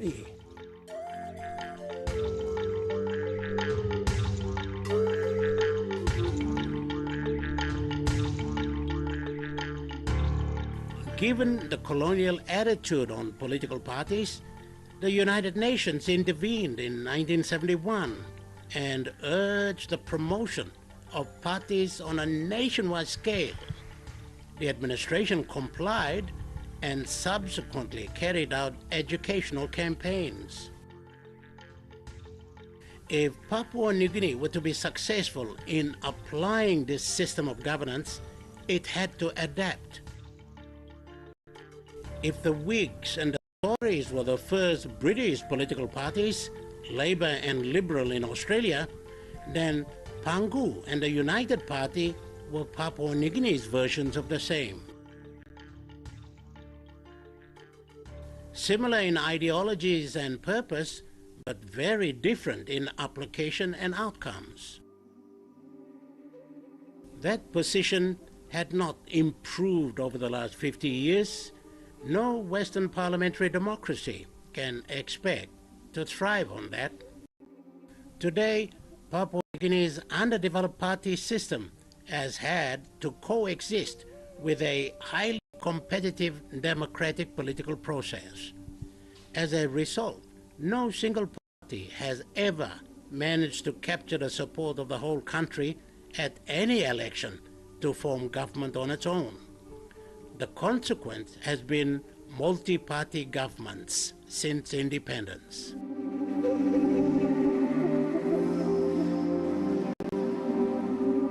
Political parties emerged in Papua New Guinea in the late 1960s. There were wide expectations that 2 or 3 major parties would dominate post-independence in the context of the first-past-the-post electoral system at that time. That, however, did not happen. Any party that came close to that was the Papua New Guinea Union Party, or Pangu. The other was the United Christian Democratic Party, later the United Democratic Party, UDP. Both can be described as the first indigenous political parties to contest seats in the 1968 House of Assembly. UDP, however, faded away after failing to make an impact. Pangu, on the other hand, was successful. It won 10 of the 84-member assembly. There were a number of other smaller parties, though they were not so successful, due partly to the anti-party sentiments perpetrated by the colonial administration. Candidates even avoided endorsements by parties. Between the time of the Second House of Assembly and the Third in 1972, 3 mass-based political movements also emerged. They were the Matungan Association of Eastern Britain and the Napidakoi Navitu of Bougainville and Papua Bazena in Central.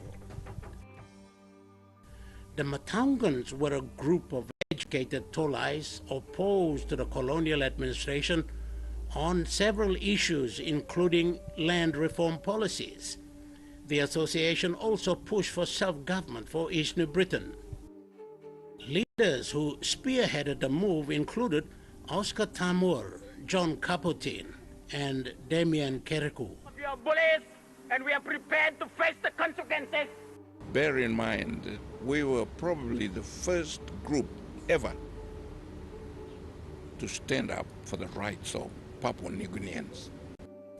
Similarly, the Napidakoi Navitu was a nationalist movement on Bougainville that opposed the land alienation for mining, particularly with Panguna, and also promoted the feeling of separateness from the rest of Papua New Guinea. And they agreed on highest autonomy. Highest autonomy no now doesn't come up. Before 1975. And the question of independence was mooted at that time too. Yes. Or you declared unilateral independence. UDI. But then, and to give credit to Leo, despite the fact that the people wanted UDI or declared UDI, we convinced him all now.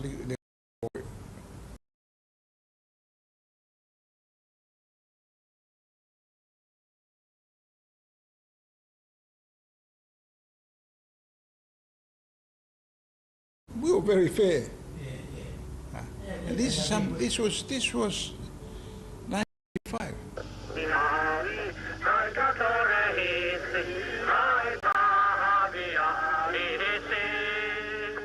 Another movement that emerged from the southern part of the country was Papua Basena. It also, as the name would suggest, advocated a separate state for Papua. All the movements fielded candidates for elections, but were not regarded as political parties. By 1972, there was excitement that more political parties would emerge and expand. For the first time, the stage was set for a party election for the third House. 150 of the 611 candidates who contested at that time were either endorsed or backed by political parties. There were still obstacles, however. The excitement of expanding political parties faded to entrenchment around party leaders. Party structures expand beyond towns. Some candidates were even reluctant to identify themselves with parties. The United Party expected to win more than 60 in the 1972 elections, but it ended up with 72 elections. But it ended up with 37, and Pangu Party 26. No one party won an absolute majority. With the 26, the leader of Pangu, Michael Samare, was able to form a coalition government with 11 members from the People's Progress Party, 8 from the National Party, and 3 from the Matungan Association. 8 were independents. The United Party, on the other hand, accepted the role of opposition. There were no nominated members in the third House.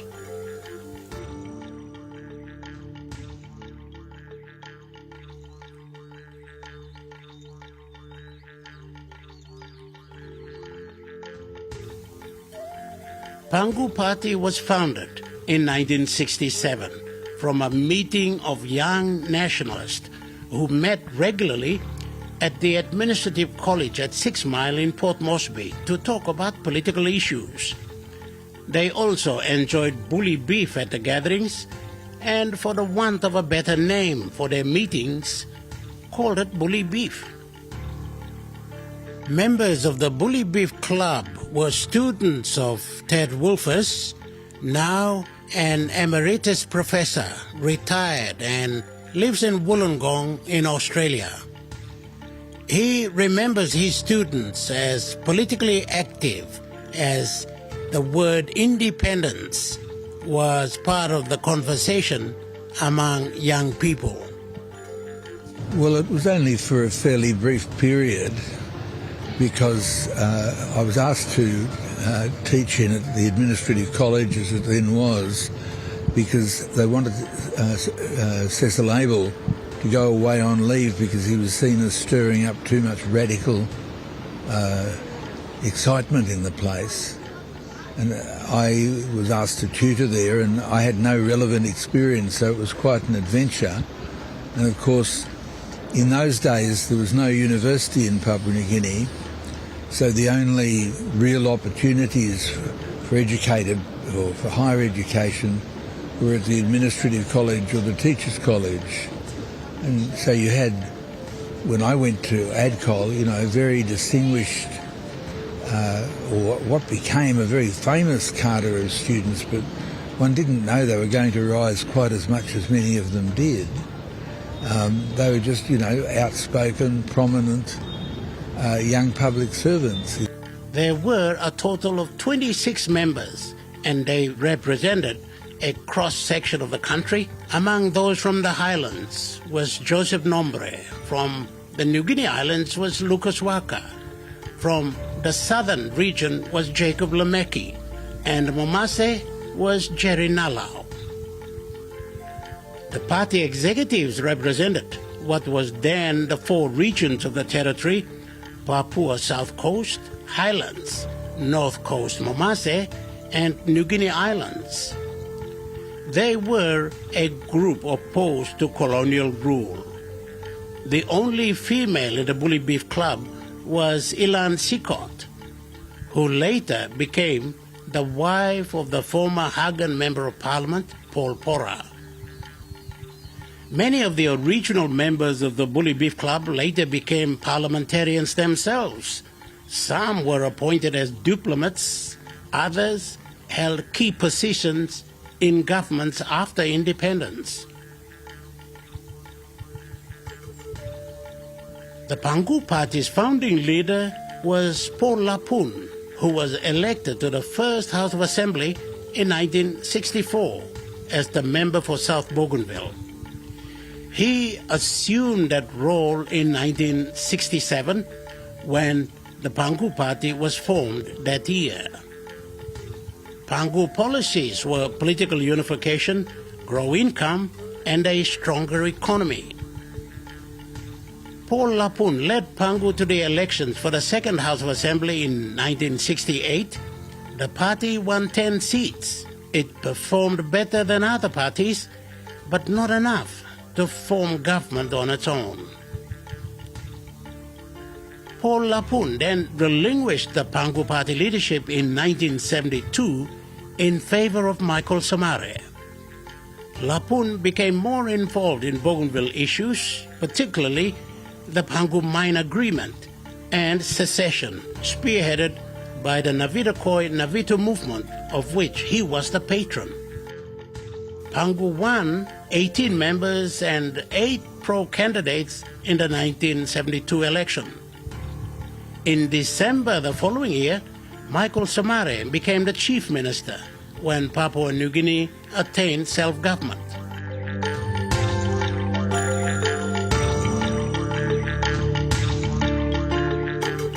Pangu's prominence continued to independence in 1975 and thereafter, giving the party a place in the history books of Papua New Guinea.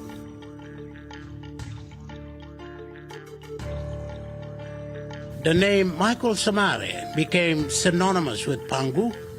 The voters across the country either heard of his name or saw his picture. But the Pangu Party failed to have a solid party organizational structure to capture the whole country. Regional and personality politics played a big hand, a downside in the weak party system that we will explore further in this documentary series.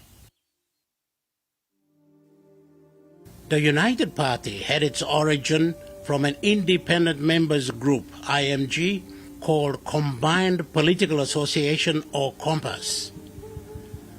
COMPAS was formed at Minch in the Highlands in 1967 by expatriate and indigenous members of the first House of Assembly who had aligned themselves with the Highlands Farmers and Settlers Association.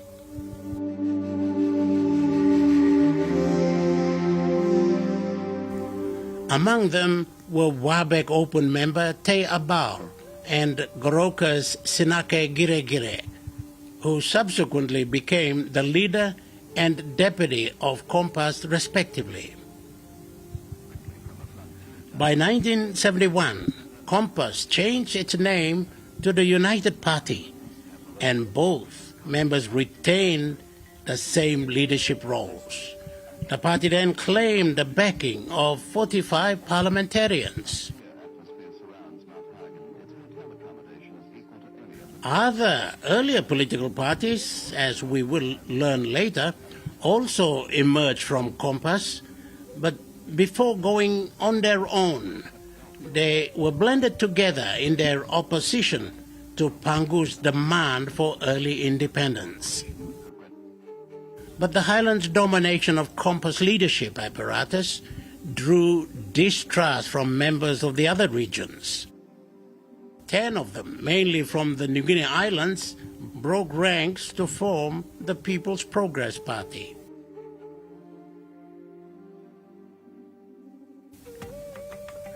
The People's Progress Party was founded in 1969. Two names are prominent with the party, Julius Chan and Warren Dutton. Chan, the member for Namatanai on New Island, was the parliamentary leader, and Dutton, who later became the member for North Fly, was the first secretary of the party in 1970. The People's Progress Party served distinctively as the business services group that ultimately became the bedrock of the party's policies over the next 50 years. Julius Chan is credited for the establishment of Papua New Guinea's banking and financial systems. What is a central bank? I didn't know. Okay, we just know that there is a Reserve Bank of Australia. So being a finance minister, I had to pretend as if, I'm in control. And I have to radiate that confidence to the people of the country because we were all quite ignorant. And because we have made the decision to be self-governing and to be independent, we had to radiate that confidence.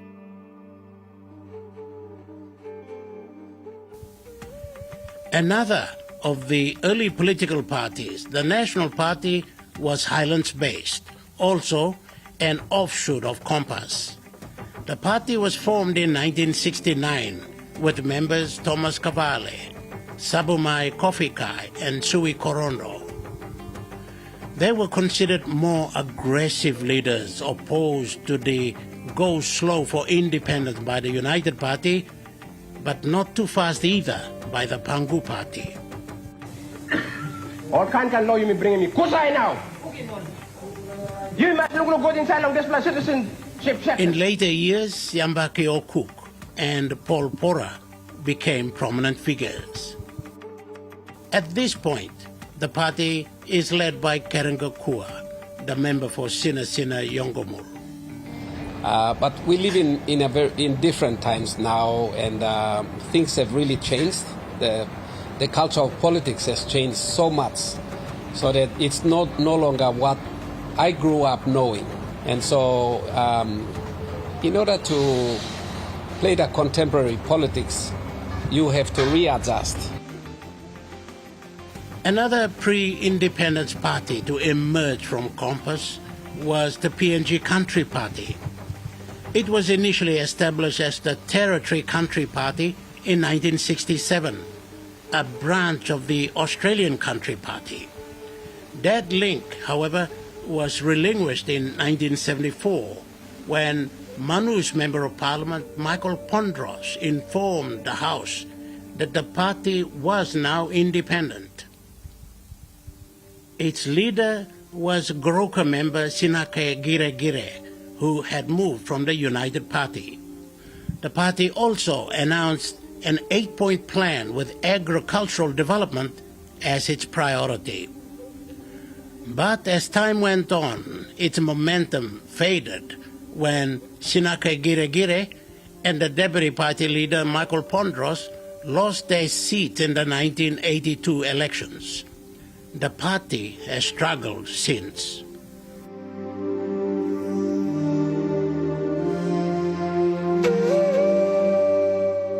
Papua Bazana began not as a political party, but a movement that emerged from the Central District, led by its founder, Josephine Abijah.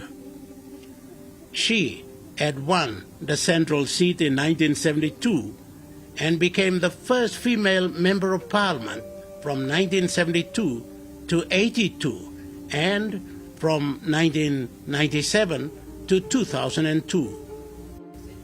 As the name would suggest, Papua Bazena's agenda failed to garnish outside support. I believe in what I was fighting for at that time, and I still feel that unless they correct that, we are going to have problem all the time. From 1964 to independence in 1975, there were 5 fully recognized political parties: Pangu, the United Party, the People's Progress Party, the National Party, and the Country Party. A number of other smaller parties did push their claim onto the political scene in pre-independence, but faded off thereafter. Political parties were a new concept then. The excuse can be made that they are still in a transition period from underdeveloped to developed. But what's extraordinary is that the Westminster parliamentary process in the conduct of elections and formation of governments, the principal fundamentals in any democracy, has been carried out in Papua New Guinea, but there is something missing. The country has been denied the full benefits of organized party structures where policies are clearly articulated and implemented. In the next edition of Know Your Political Party, we look at the first election post-independence in 1977 all the way to OLIPAC, the organic law on the integrity of political parties and candidates, in 2001.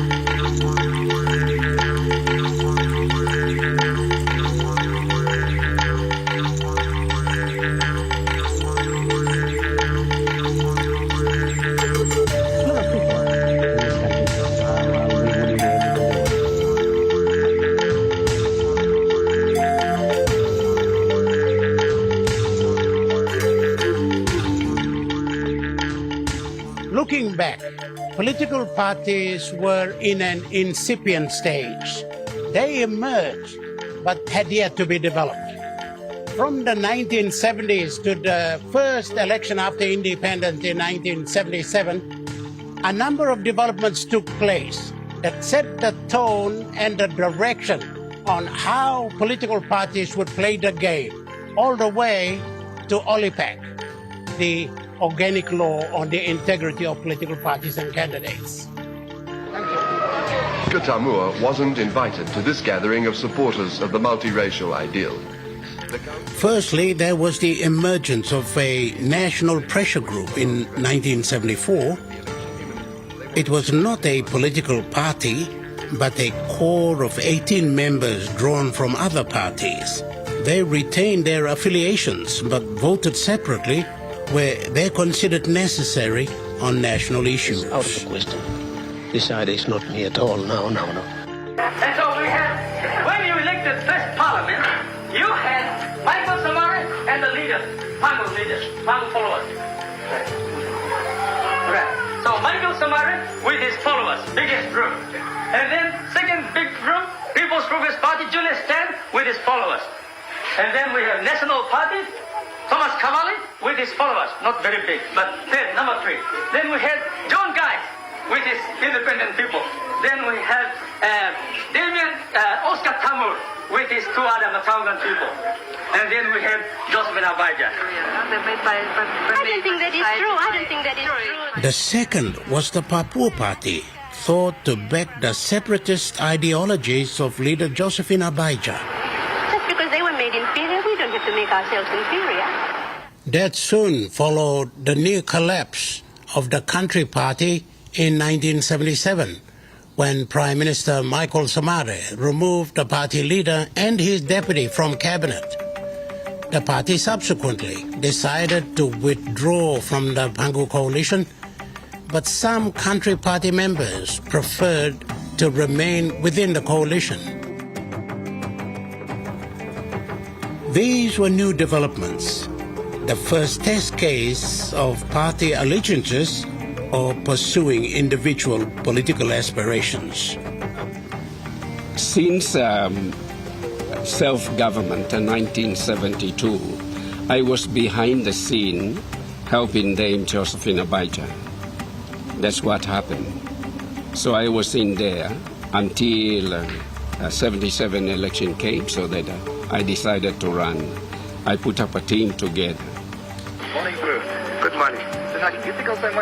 Everybody play strong ball on this election or not that? In this election, Country Party got 116 candidates from all get half from Papua New Guinea. Suppose me like sim big number, meet us by Prime Minister. Me come sit down there. Na me trial of forming government. United Party immediately now forming government. So by the end of the Fourth Parliament, the cracks and crevices in political parties emerged. Coalition ties became fragile, and calls were made for an all-party system or a no-party system.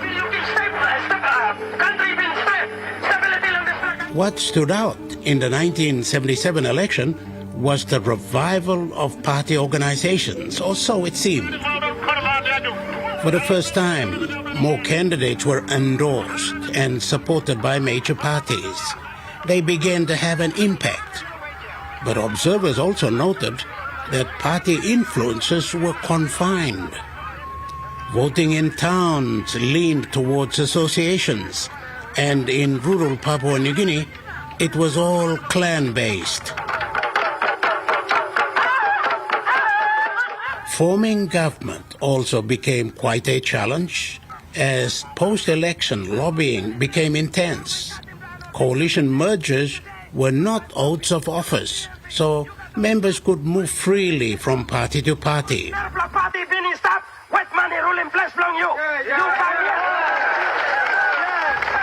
To stop this, two proposals were adopted. A national alliance was formed consisting of some of the mainland-based parties and an island alliance led by John Momus of Bougainville and John Caputin of Rabaul.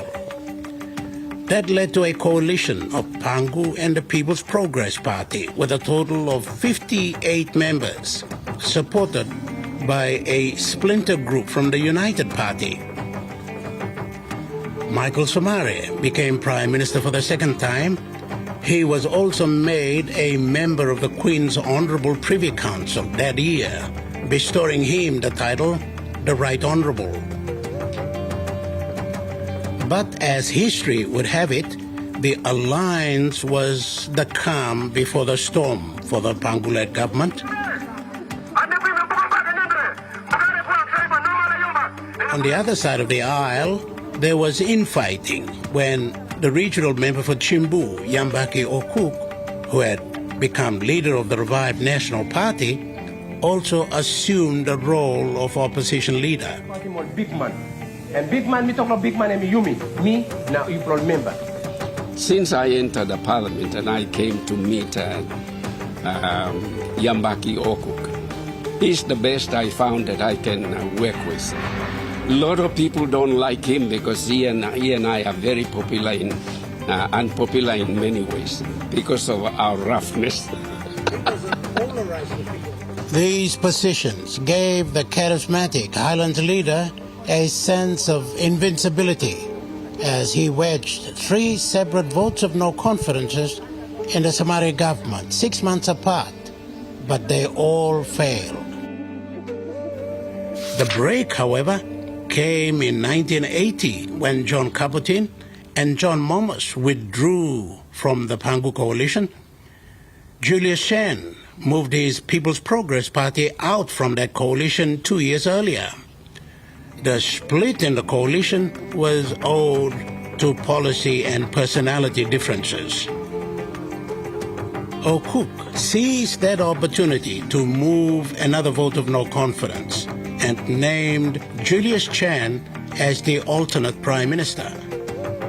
It succeeded, and Chan became the second prime minister of Papua New Guinea in January 1980. O'Cook himself became the deputy prime minister. Chan headed what was a national alliance government comprising of his People's Progress Party, the National Party, Melanesian Alliance, Papua Basena, and some United Party deserters. While Prime Minister, Chan was knighted by the Queen in 1981, and a year later he assumed the title of the Right Honourable when the Queen made him a member of the Honourable Privy Council.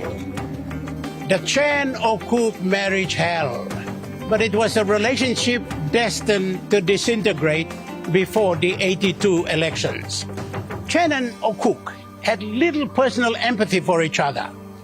Momas and Caputin were economic nationalists.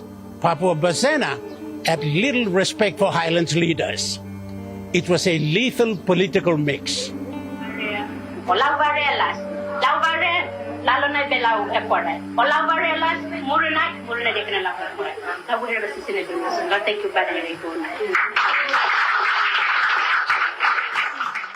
The National Alliance idea failed to materialize after the 82 election.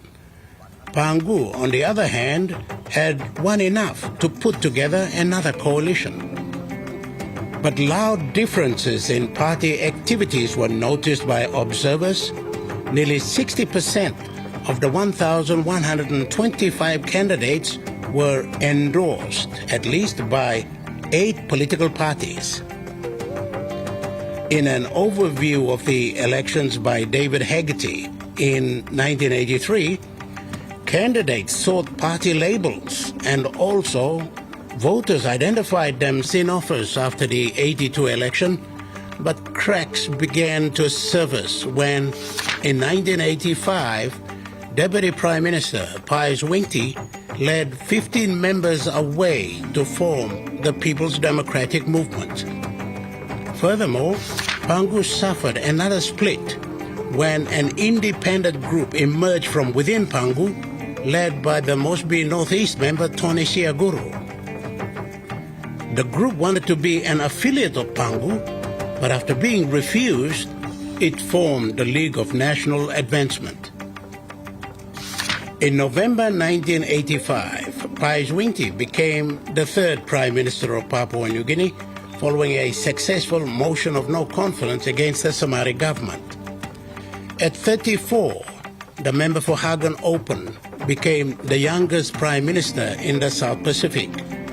He was also admitted to the Queen's Honourable Privy Council, giving him the title the Right Honourable.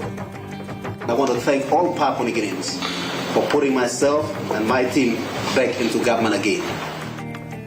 Pius Wingti's PDM coalition comprised of PPP, the National Party, and defectors from Pangu, the United Party, and Melanesian Alliance.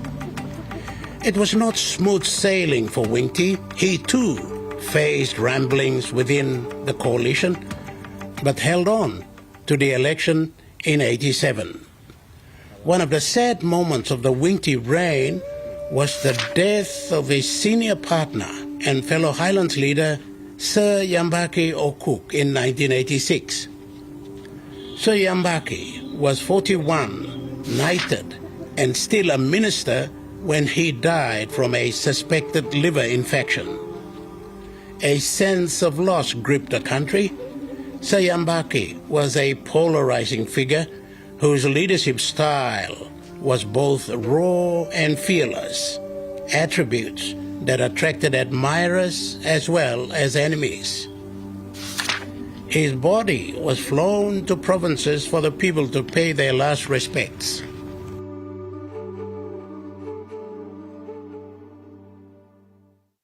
As election for the 6th Parliament approached, a number of new parties and political groups emerged. It was then rightly expected that the number of party-endorsed candidates would increase, but a disappointing 3% of the total 1,513 candidates were party-linked in the 1987 election. Consequently, independents performed well, as did Pangu, and was expected to form the government, but it failed. Michael Samare blamed it on what he called the ramshackle gaggle of unruly independence. At this time when Parliament sits, we would be able to legislate a few more legislations, which has been missing in the last almost 18 months. We have not been legislating at all. We've been playing politics, and we've been talking about who's going to be in the front, who's going to be the front runner, and who's going to do what. Pius Wingti continued as Prime Minister with the support of those independents, as well as the People's Progress Party and the newly formed Papua Bloc. But Wingti came under extreme pressure when Ted Diro, who had served as the Forest Minister in the previous government, was charged with misconduct in office under provisions of the Leadership Code and also perjury charges following an investigation into the forestry industry. But Diro continued to remain in office and pressed for more cabinet posts for his party. At that point, there were also rumors of an impending coup when the Wingti government removed the commander of the Defence Force and 3 colonels, all of whom were Papuans. Calls were then made by members of the New Guinea Islands region for political stability that led to moves for a grand coalition of major political parties. But when talks failed, a government of national reconciliation was put forward with minor parties. When all that failed, a vote of no confidence was eventually brought against the Wingti government. In any democracy, it's not what the number that counts, it's winning. And whether that number is 2,000 or 1, doesn't really matter. You know, that's what counts is that you win. In July 1988, Parliament elected Serabi Namalio as the 4th Prime Minister of Papua New Guinea. The member for Kokopo had taken over as leader of Pangu that same month. Serabi was also made a member of the Queen's Privy Council. 10 years earlier, he had been knighted. Serabi had 4 continued years in office, more than any of his predecessors. But that doesn't mean he had a smooth ride. In fact, it was 4 tumultuous years from 1988 to the next election in 92. Those issues that are still outstanding can be resolved and resolved amicably to our mutual satisfaction. Within that period, there was the start of the Bougainville Rebellion. The country faced an economic downturn. Law and order problems escalated. There was unrest within the Papua New Guinea Defence Force. Serabi's government also faced several votes of no confidence. The grace period for a vote of no confidence was increased from 6 months to 18. This was also the period when the Governor-General, Sesere Eri, a Papuan, refused to sack Ted Diro, who was recommended for removal from office by the Leadership Tribunal in 1981. Diro was found guilty on 81 counts of breach of provisions under the Leadership Code following an investigation into the forestry industry. Diro was Deputy Prime Minister then. When the Governor-General refused to sack him, it caused a brief constitutional crisis. But Diro eventually resigned as member for Central. The status quo comprising Somare, Chan, and Wingti, and the Pangu, Semauri Kiki. They were too hard to knock.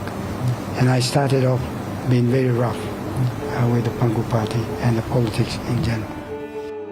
The Diro affair had an unsettling effect on coalition partners in government, it caused splits, defections, and expulsions. By 1992, at least 6 political parties disappeared and new parties entered the arena. Nomination fees increased from 100 kina to 1,000 to counter the high number of candidates at every election. That, however, had no effect of the 1,655 candidates in the 1992 election. 75% nominated as independents. Hello. You right? Pius Winty wrestled the government from Sir Robin Amalio by just 1 vote in Parliament. It came from Speaker Bill Skate. After 2 years in office, Pius Winty orchestrated a move to shield himself for the rest of the term. He resigned and was immediately re-elected as Prime Minister to avoid a vote of no confidence. We are determined to be in government to provide stability for this country. But a subsequent Supreme Court decision ruled the move illegal. In a parliamentary vote that followed, Sir Julius Chan became Prime Minister for the second time, and Chris Iveta, who had replaced Sir Rabi as Pangu leader, became Deputy Prime Minister. It was quite easy for me to appoint my ministers because they're already in existence. I sort of left the Deputy Prime Minister, Chris Iveta, to... Sir Julius, who was hailed for setting up Papua New Guinea's financial institutions, the Kina and Toya, and businesses, was at the center of a major political upheaval in 1997. His government secretively negotiated with an overseas military consultant, Sandline International, to bring an end to the Bougainville Rebellion. The move was challenged by the commander of the Papua New Guinea Defence Force, Brigadier General Jerry Singarok, and called on Sir Julius, his deputy, and the Minister for Defence to resign.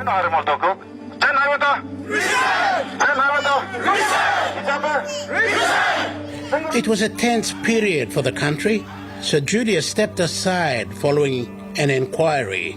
The findings neither confirmed nor exonerated, but a crisis had been averted.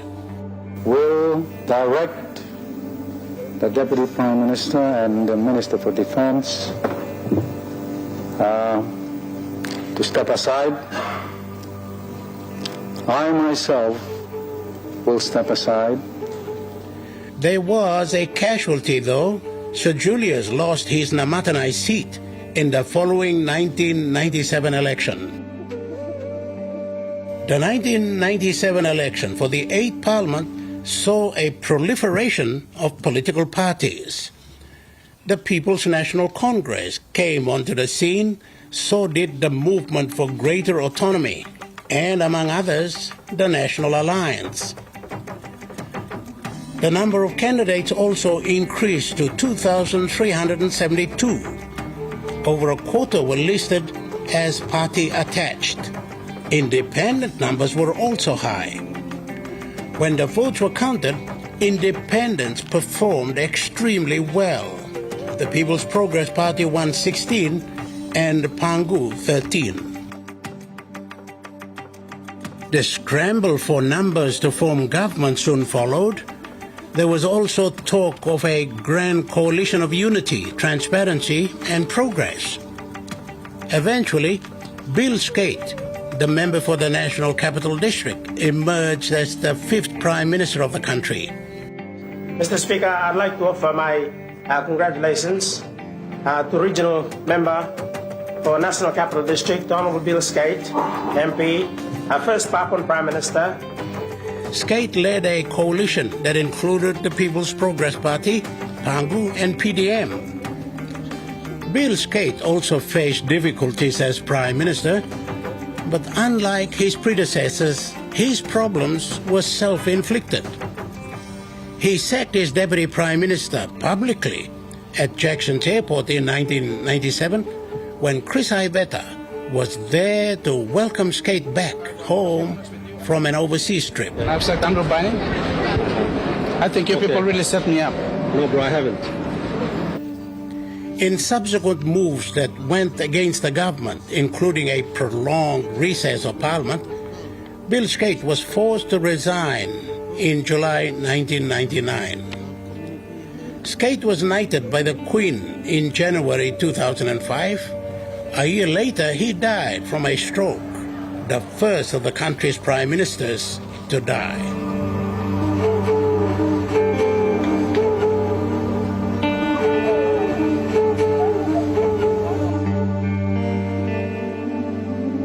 Democracy. Why are they waiting for? Papua New Guinea's sixth Prime Minister was Sir Makere Morauta, who was elected in the Mosby Northwest electorate in 1997.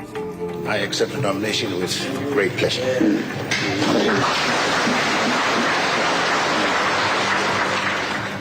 On becoming the head of government, Sir Makere was also made a member of the Queen's Privy Council.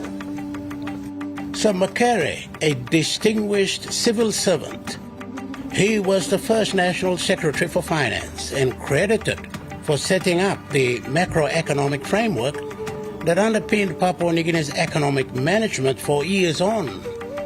He was also one of the Gang of Four that included Sir Abhinamaliu, Sir Charles Lapani, and Sir Anthony Siaguru, who played pivotal roles in the formative years. As Prime Minister from 1999 to 2002, Sir Makere instituted a number of constitutional and economic reforms. One of them was OLIPAC, the organic law on the integrity of political parties and candidates, the law that was designed to strengthen the operations of political parties in Papua New Guinea. So from 2001 to this point, has OLIPAC achieved the desired results? How the courts declared parts of that legislation unconstitutional? All of that in the next edition of the Chronicles of Political Parties in Papua New Guinea, 50 years on.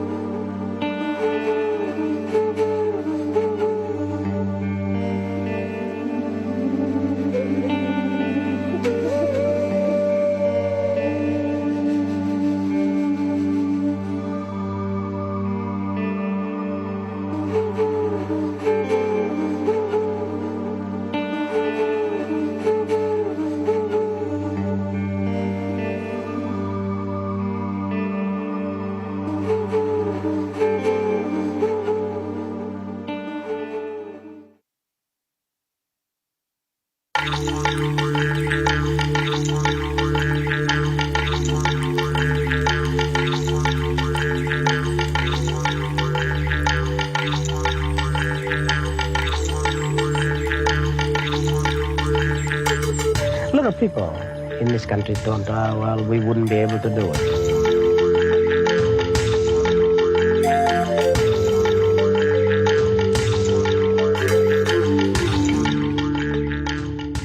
Some 15 years after independence, a number of cases that either strengthen or threaten a democracy were all out there in full view for Papua New Guinea. Unfortunately, it was the latter that took hold. So in this episode of the Chronicles of Political Parties in Papua New Guinea, we look at OLIPAC, the law designed to resolve the political shortcomings in the country.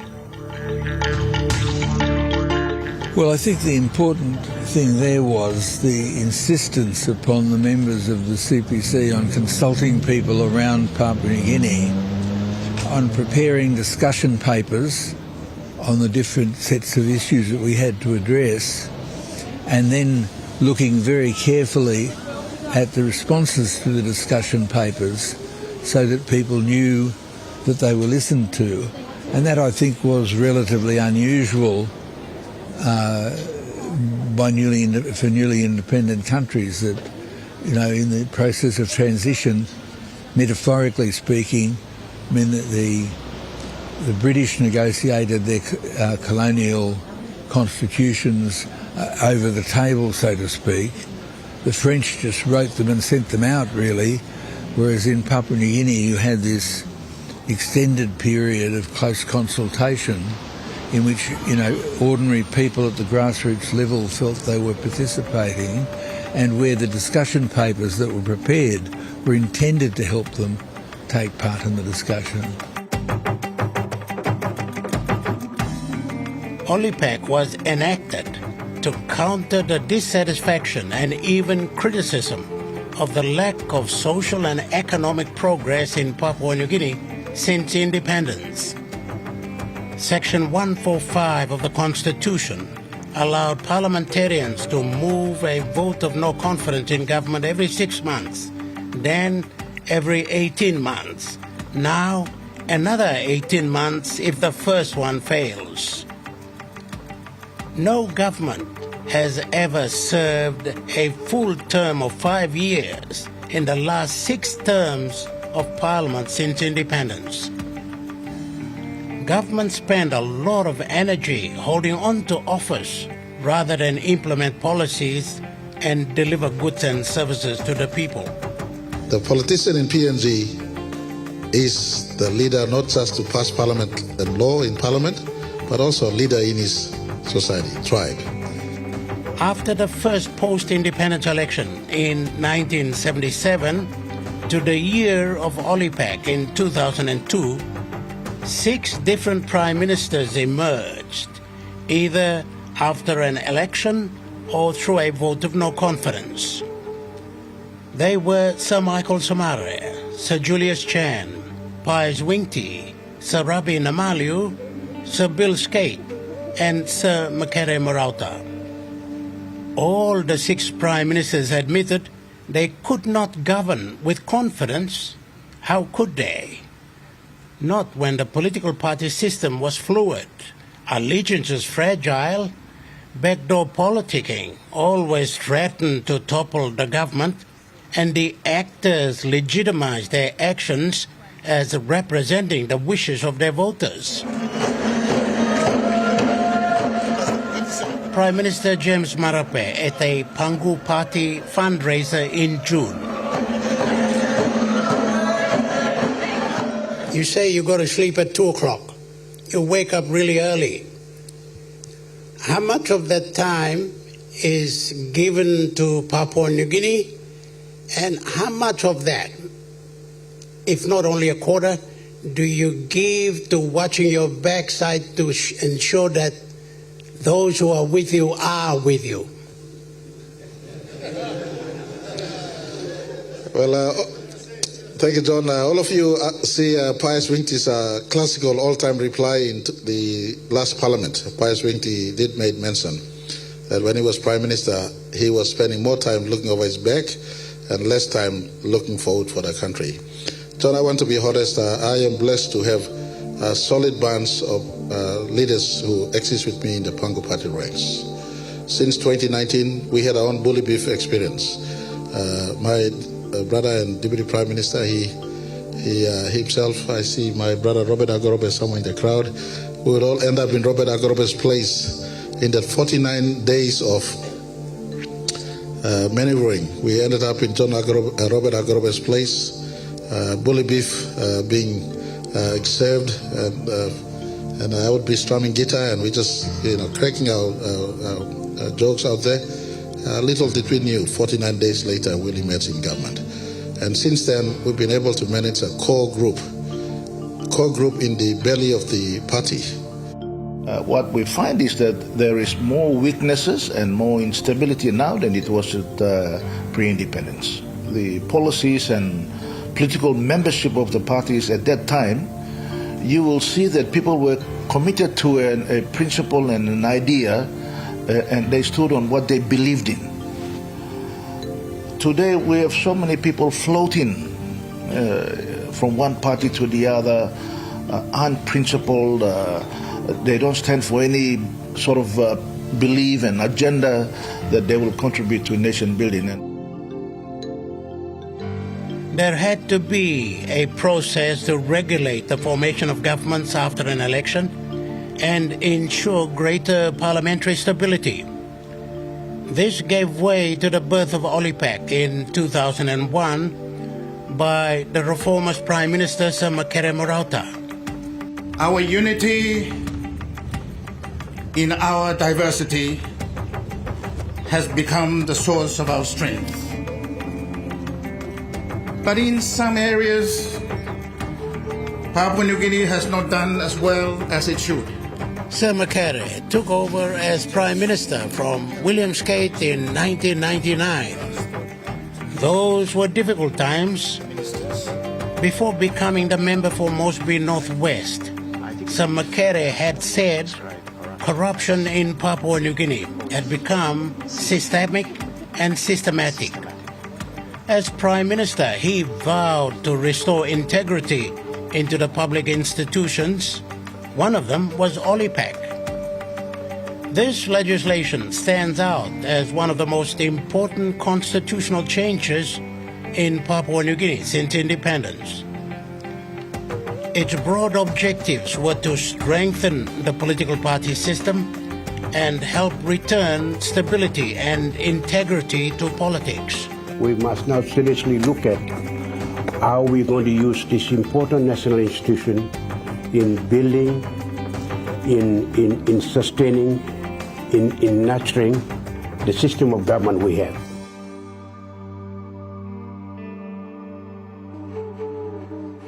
OLIPAC, with minor amendments in 2003, had four main provisions: registration of political parties, funding of parties and candidates, strengthen parties in Parliament, provide an incentive for female candidates. All political parties had to register with the Office of the Integrity of Political Parties and not under the Investment and Promotion Authority or the Electoral Commission. Political parties had to provide details of membership across the country and submit financial returns. OLIPAC established a central bank from which political parties would receive public monies from national budgets as well as contributions from companies or individuals. A central consideration of OLIPAC was to prevent members becoming yo-yos, hopping from party to party. Another OLIPAC consideration was to help get females elected into Parliament. It offered incentives to parties that endorsed female candidates. Those parties would get up to 75% of her campaign costs reimbursed if their female candidate secured 10% of the total votes in the seat contested. OLIPAC also required the Governor-General to invite the party with the highest number of seats won after an election to form government. Those changes were designed to regulate the formation of governments after an election, discourage manipulation by individual members, restore predictability and uniformity in the formation of governments. A lot of research and consultation went into OLIPAC to change the system that had not realized the full benefits of political parties, address fragmentation and prevent horse trading that plagued the country's political landscape, and provide a structured process to form governments and election of prime ministers. My personal view is that people join political parties just to use them as a vehicular thing to get into power. You should, yes, we all want to get into, we're looking for a vehicle that will get us to power, but I think it's something more important must be determined first, and that is to get into power the walking one them. Promote the collective good of the people or to marginalize them further. OLIPAC needs to be strengthened in the way that the requirements to have a political party must be strengthened. Not every person is just going to go. And this is being in leadership role is not a joke. It's not just a game where you just go and play. Every decision you are making is affecting people's lives. Everything comes down to numbers. Numbers. You can be the most intelligent person, the most articulate person. You can have the best ideas, but if you don't have the backing of the numbers, all that goes to waste. So this comes back to the ability of the small political parties to, when they win election, win some numbers, to have that numbers protected in their favor. Provisions of OLIPAC were applied in full in the 2007 election for the 10th Parliament. Some 43 political parties registered to contest. Many complied with provisions of the new law, but smaller parties failed to provide their list of candidates. When the elections were over, about half of the 43 registered parties secured seats. The National Alliance Party and the People's Democratic Movement had double-digit figures. The People's Progress Party, Pangu, the People's Action Party, and the People's Labour Party performed reasonably well. 9 parties managed 1 to 3 members, while another 9 came in with only 1 member each. A total of 7 were elected as independents. Leader of National Alliance was then the Grand Chief Sir Michael Somare. He was admitted to the Queen's Privy Council in 1977, thus the title the Right Honourable. He was knighted in 1990 under the Imperial Award System. 16 years later, in 2006, he was made the Grand Chief under the Logohu Awards. Upon his death in February 2021, the government of Prime Minister Marape declared him the Great Grand Chief, a title conferred on him only as the founding Prime Minister of Papua New Guinea. Having secured the highest number of seats after the 2007 election, the Governor-General invited the National Alliance Party to form government. 89 members supported the Grand Chief to be the Prime Minister. In doing so, another chapter was added to the annals of Papua New Guinea's political history. The National Alliance coalition government of Sir Michael became the first to complete the full 5 years in office. In fact, the government was 1 year shy of 2 consecutive full terms from 2002 to 2011. I humbly accept the decision of the people's representative to be the Prime Minister again. Thank you. One of the biggest challenges to Papua New Guinea's democracy, a real test to the 3 arms of government, the judiciary, the legislature, and the executive, was the political impasse in 2011. Peter O'Neill and his gang has the majority, and we are the government of the day. It was, as many commentators put it, a serious political and constitutional crisis when the Grand Chief, Sir Michael Somare, was removed as Prime Minister by members of Parliament. It was an event that demands a whole new series, but here is a quick flashback.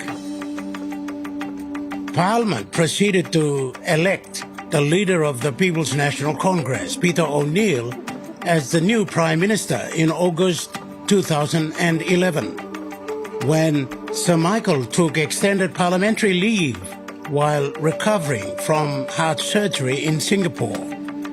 They voted O'Neill 70 to 24. The House accepted that the position of Prime Minister was vacant in the absence of Sir Michael.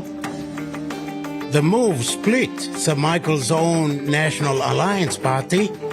Even his Deputy Prime Minister, Don Pollier, joined the O'Neill group.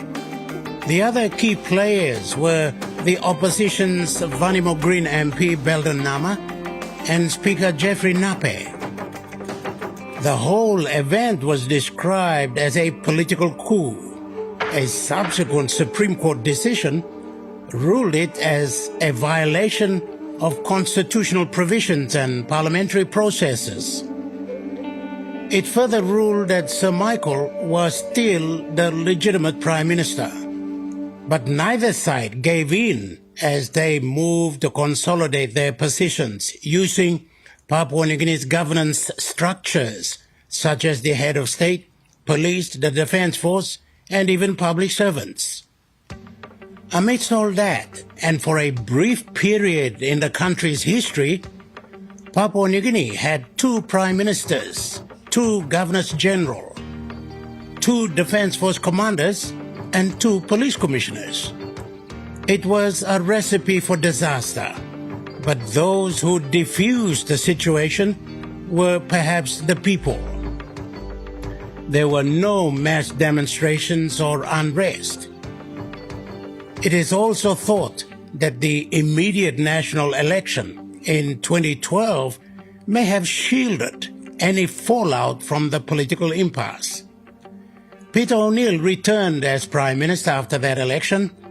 He headed another coalition government and went on to serve the full term of the House.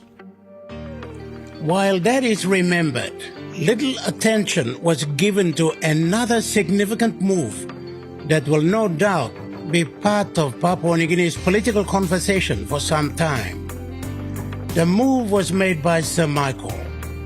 After retaining the East Sepik regional seat in 2012, he decided to join Peter O'Neill, the man who just months earlier ousted him from the position of Prime Minister and government. Why would he do that?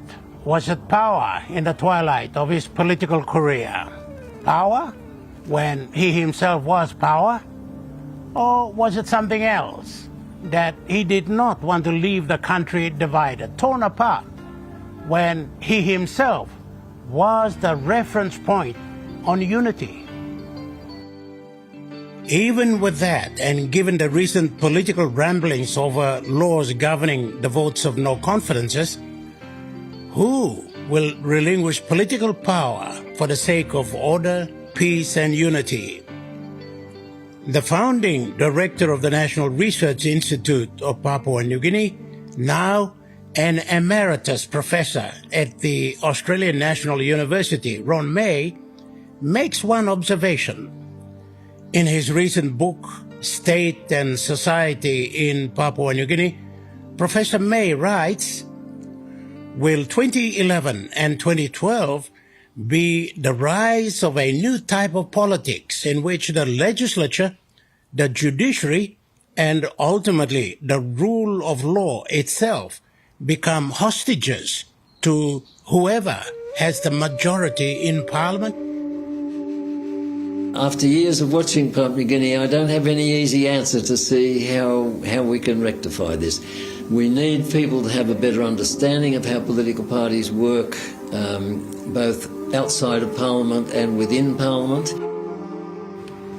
Peter O'Neill's People's National Congress-led government also secured more than the full term from 2011 until 2019, when he resigned, forced by an imminent vote of no confidence against his government.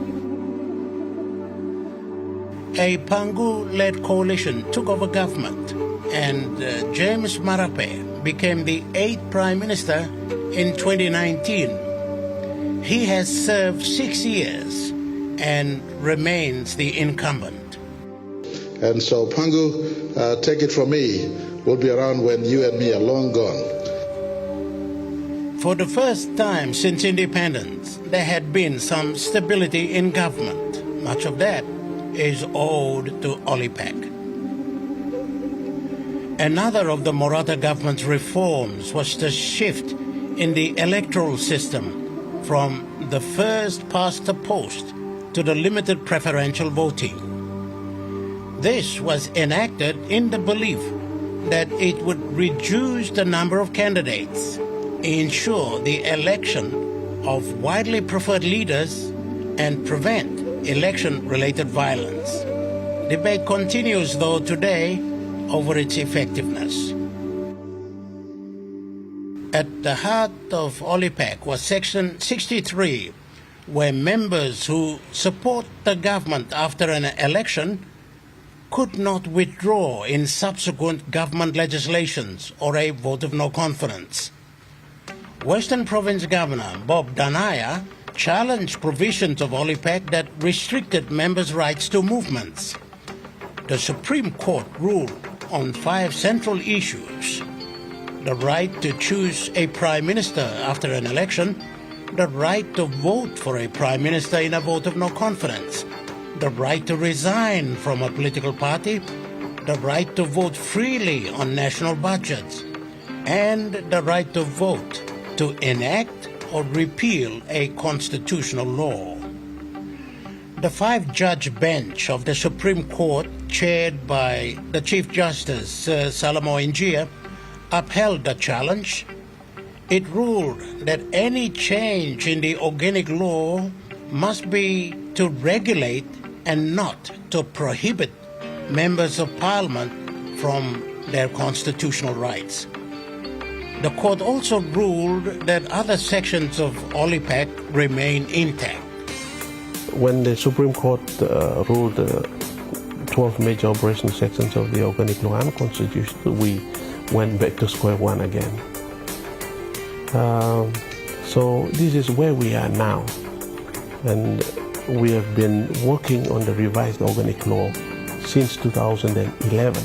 To maintain the spirit of OLIPAC, the Office of the Registrar of Political Parties and Candidates has revised and resubmitted the outlawed provisions for National Parliament's approval. Political parties are institutions by the nature of the work they do. With the new revised organic law, we will now focus on institutionalizing, developing and strengthening the institution. So the idea here is to get the state funding straight to the institution. The institution, under its paid structure, will pay the General Secretary, the Treasurer, and the President themselves. So they meet where the money is. They meet often, they do planning. The Office of the Registrar of Political Parties will just go and administer. We'll go check. We'll do audits on the public funds that is going into the institution. So this is where Papua New Guinea is. It has embraced the democratic system in the conduct of elections, operation of political parties, and formation of governments. Successes have been realized, but symptoms of political deficiencies are also there.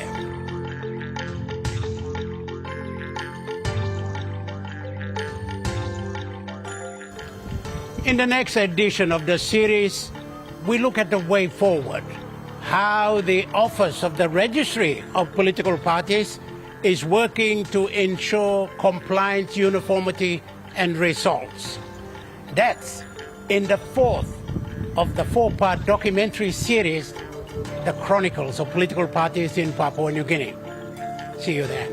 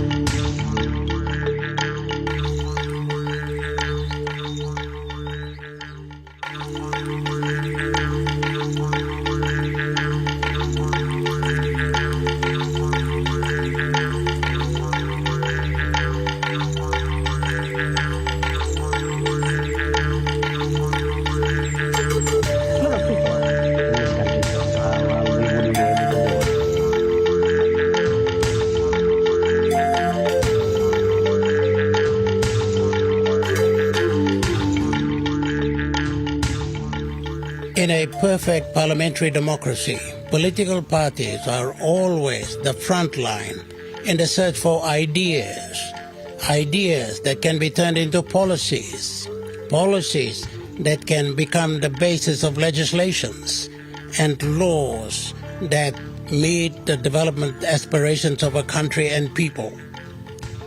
Papua New Guinea is part of the Westminster system, but its political parties have been weak, underdeveloped, compromised, and even abused. As a consequence, no one party has ever won an absolute majority after an election to form government. There have always been multi-party governments since independence. Under the banner of stability, a word far removed from reality, political parties with conflicting policies merge to form governments. What are we in politics for? So, when you speak to your leaders, ask them, what are they in politics for? Is it not to use your position as a member of parliament to help formulate laws to benefit your people, or policies to help with the development of your people? And that's precisely why I went to Parliament and wanted, first of all, to be a member of the CPC, so that to make sure that the instruments are there to enable members of Parliament like me to help our people with their development. As a consequence, no coalition government has completed a full 5-year term of the House until the 2001 OLIPAC, the organic law on the integrity of political parties and candidates.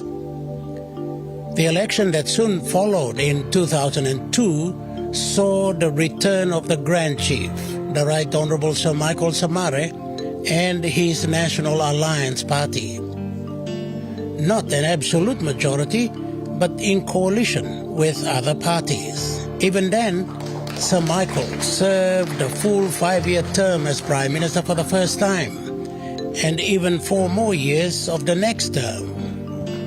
Registrar of Political Parties, Mr. Bengo,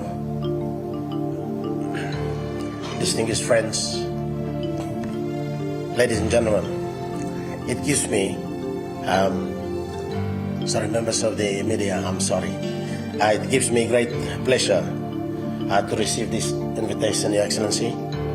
On behalf of National Alliance Party and its supporters, I wish to inform you that my party has received the overwhelming support from the people by returning us with the declared 19 members of Parliament. If the writs were returned for the other 2 provinces, I know that we will be exceeding that figure, sir. The people of Papua New Guinea have spoken and have responded with the affirmative.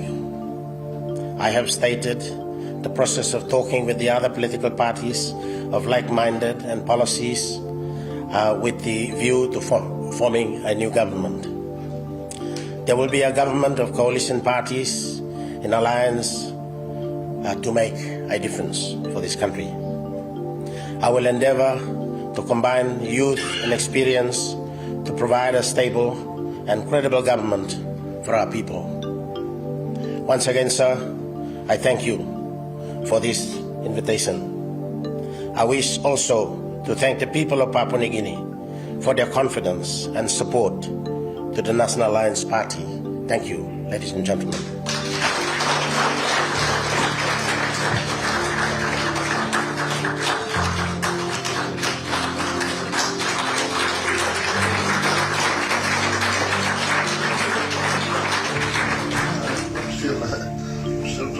Two other prime ministers who also served more than 5 years were Peter O'Neill and James Marape.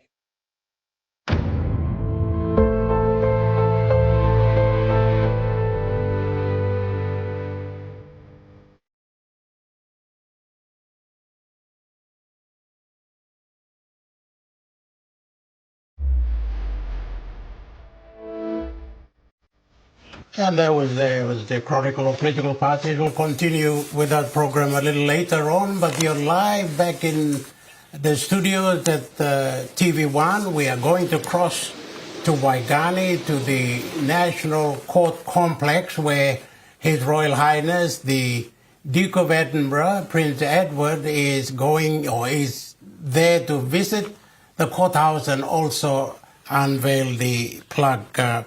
Bradley, that is another formality of the visiting royal? Yes, I think it's important and also fair that the judiciary takes that attention as well. The judiciary is an important part of democracy in Papua New Guinea, John, and it's good that the Prince will also go there, following Queen Elizabeth, his mother's footsteps, who was in the country to officiate some time ago on a similar sort of a matter when she was last here in Papua New Guinea. Yes, that was the opening also of the Courthouse complex in 1974, 2nd of February. She opened the original National and Supreme Courthouse at Waigani, and as history would have it again, her last son, Prince Edward, the Duke of Edinburgh, comes to unveil the plaque of the new courthouse here at Waigani. A new courthouse that was completed only recently, opened by the Governor-General earlier in August. And I think we'll get across there and see some live pictures of, there it is. These are live pictures coming to you from the National Courthouse complex, where the Duke of Edinburgh, His Royal Highness, Prince Edward, is visiting. Just a little bit of background on the courthouse, Bradley. Yeah, well, John, the courthouse, I believe, is it's been constructed at a cost of 600 million kina, according to the notes we have here.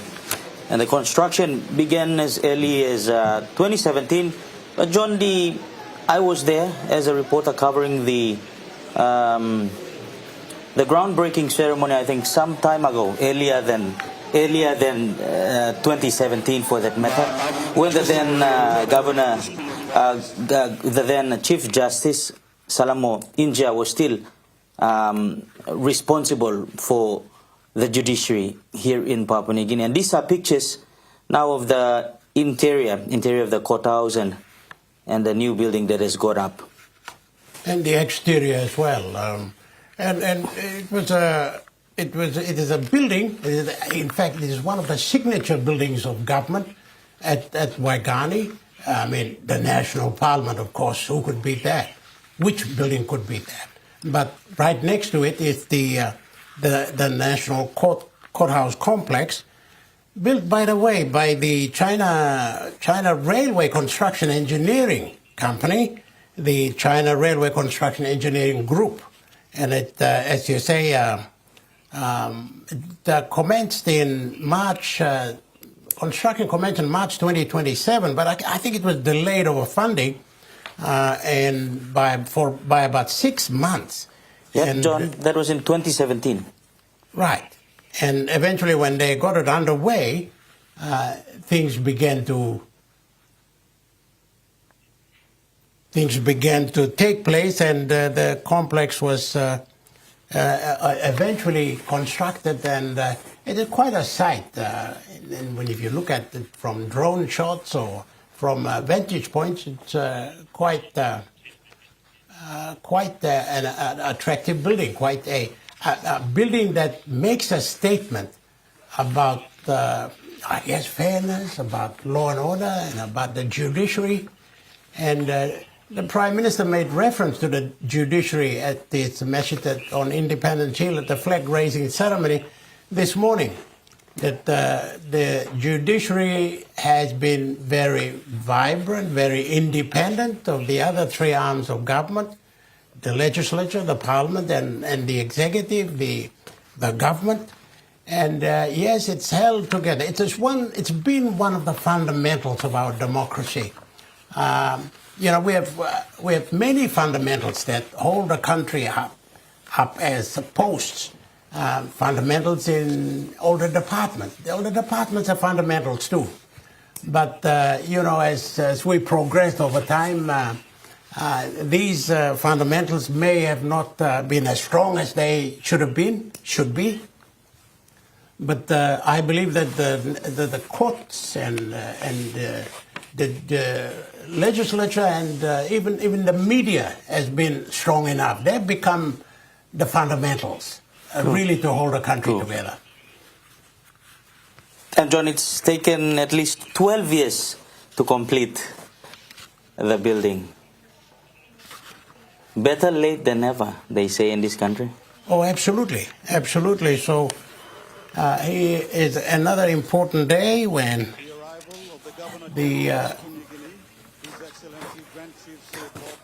His Royal Highness is visiting, and it will be opening, unveiling the plug, completing and signaling that this courthouse is now all ready to go to fulfill that important task. And the important task is, and I guess was said by Prince Edward's mother when she visited in 1974.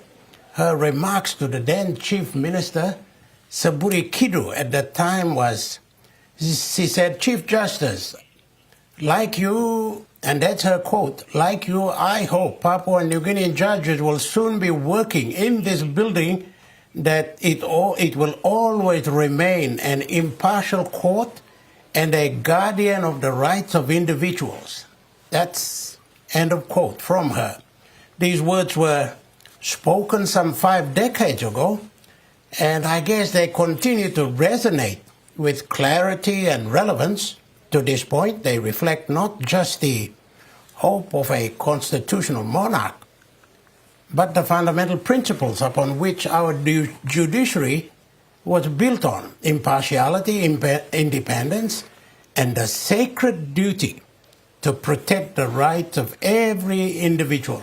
And these were the words of our Governor General, Sir Bob Dardey, at the opening. Yeah, and John, he's one of those who has already arrived at the scene of the National Courthouse. He arrived, I think, minutes ago from the pictures that we have received. And that's him arriving there.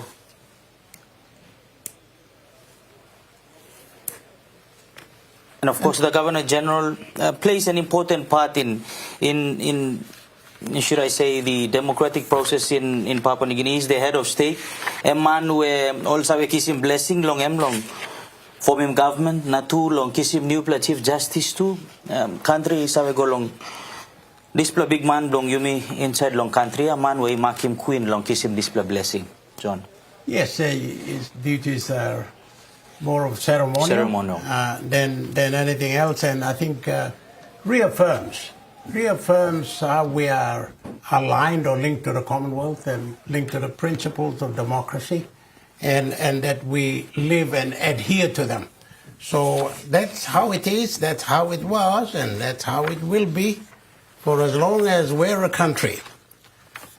This is the live television telecast coming to you by the 3 platforms, the 3 television stations of Papua New Guinea, EMTV, NBC, and TV1.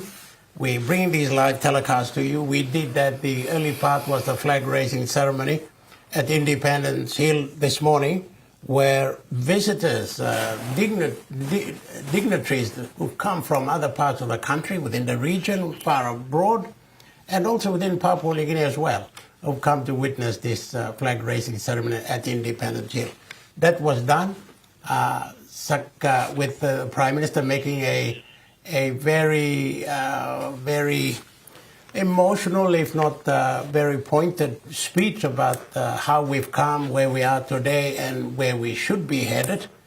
So, and that was, I think, a speech that was appreciated by a lot of people over there, Bradley. Yes, John. And we're switching back to live pictures, and from the screen we can see arrival of the dignitaries. His Royal Highness is arriving. That's correct, John. Before that was, of course, the Governor General and other important VIPs. And in this case, of course, we are welcoming him with not just the officialdom with a suit and all that, but the traditional dresses and dance groups. That's the part of us. So that's all reflected. And there he is.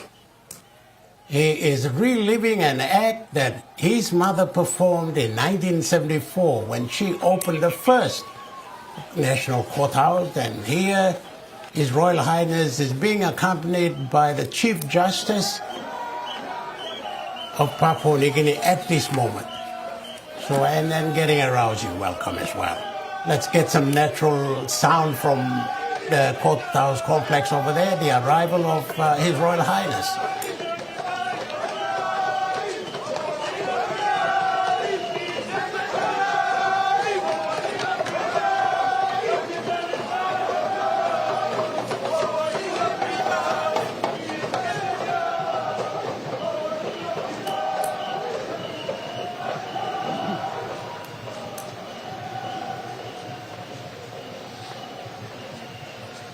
Bradley, you were in the new complex, and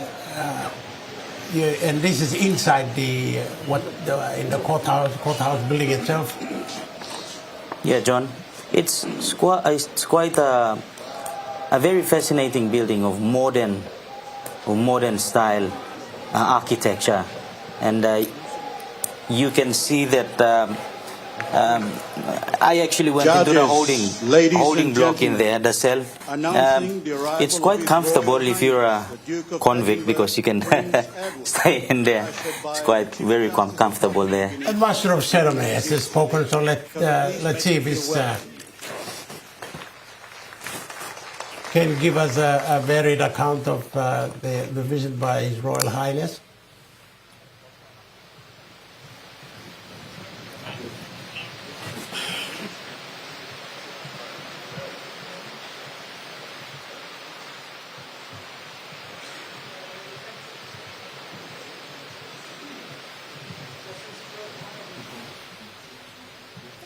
Okay, well, the Master of Ceremony, we thought he was on, but maybe he's still getting ready. Well, the Courthouse complex, it is, as we said, it is a signature building, and there's modern, at least some 15 modern courtrooms inside, 15 of them.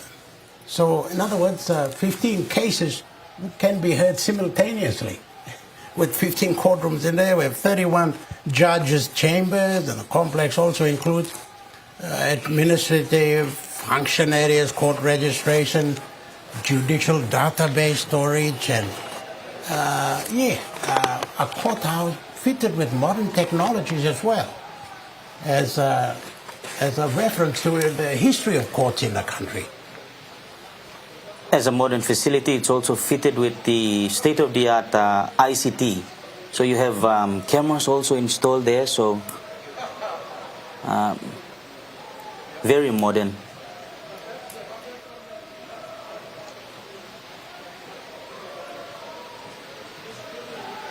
So you can see from the pictures that the Chief Justice of Papua New Guinea, Sigib Salika, just explaining to the Prince of the courthouse itself. He is a happy man. Oh, welcome to my house, he says. Yes, yes.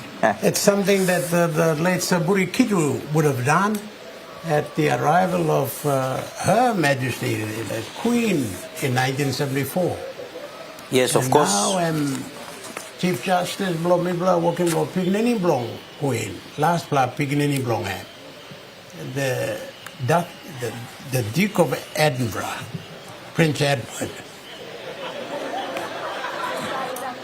Yes, John, Seburi Kidu was the first Chief Justice of Papua New Guinea, a native from 1980 to 1993, when he was Chief Justice, first Chief Justice from Papua New Guinea, native. Well, the prince is in a pretty kind of exciting mood, festive mood. He's smiling, talking, chatting with people.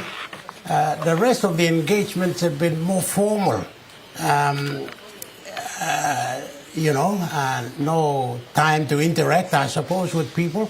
And he's able to do that, I think, at this point in time, which is quite good, because a lot of people would like to just go up and you come, you come.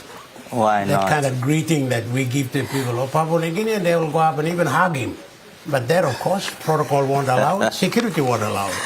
Yeah, John. And I think straight up, if you meet people in the courthouse, especially judges and magistrates in their uniform, it's quite a sight. But casually, it's good to have a light chat with them out there. So in the courthouse would be different. Courtrooms, especially. Well, courtrooms are rigid, kind of. The environment is rigid. It's too formal. It's too serious. It's too serious. So By the you books. don't get that kind of camaraderie and excitement there. But today, yes, we can have it, and there is a reason for it.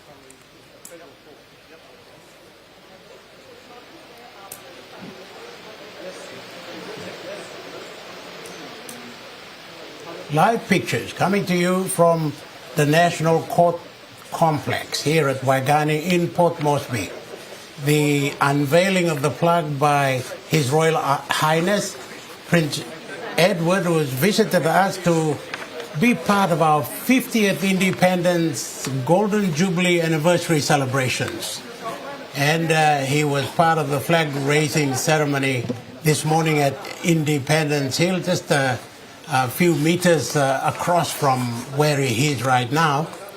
And he will, I think, perform that official engagement by unveiling the plaque, after which he will leave the courthouse complex for another engagement this afternoon. Bradley. Yes, John. It's this one at the courthouse is informal. Just a visit through the different facilities they have there, the courthouse, the chambers, and then he will courtrooms, pardon me, and then he will make his leave for this afternoon's event. So, John, in a democracy like Papua New Guinea, many times we focus on parliament, and judiciary also plays an important part, and these people don't always get the limelight, if you will. But now the spotlight is on them when the prince is there, so we get to see some of the judges outside of the courtroom. Well, just the nature of their work, Bradley, doesn't allow them to interact with ordinary people. I mean, in my reporting days, I went up to say hello to a judge. They don't speak to you. Because one day I might be in front of them making a ruling on me. So if you get to know them, then they compromise their position. So that is why they're removed from everyday life, I suppose. For judges, they live a private life. And I don't know if that's an exciting job or not, but that's something they choose to do. And in fact, the Chief Justice, Gibbs Salika, is my schoolmate from Sagari. Oh. And my rugby mate, we used to play together. We used I don't to say suppose hello. you say hello to him now. And today I can't because of who he is. Yes. I mean, we've met at a store one time and just said hello. From a distance, we waved at each other, and that's just about it. Because you get close and you have a conversation with them, and the next minute I might be before him, and he might be ruling on a case against me. And then I don't know what happened. So, yeah, that's kind of life they have. Very, very ethical. Very ethical. But, you know, these are sworn oaths. You hold him Bible, now you talk by walk him this blow walk. So it's... Well, they have to be like that for the courts to be impartial. They've got to They've got to implement the laws, independent from influence, independent from this fla tok me blasa working M1 tok blomi, M blomi, mi sabi long M now. They have to get away from that. I guess it's a very hard life, but it's something that they have to do. And in Papua New Guinea, I think they've done it pretty well, given the environment in which they have to work in. Yeah, John. It's as they say, Papua New Guinea is the land of the unexpected, and in several places in Papua New Guinea, courthouses have been burnt down, and it's yeah, like you said, quite risky, but a very noble service to the nation. Oh, there you are. The prince is still enjoying himself, saying hello to a lot of people.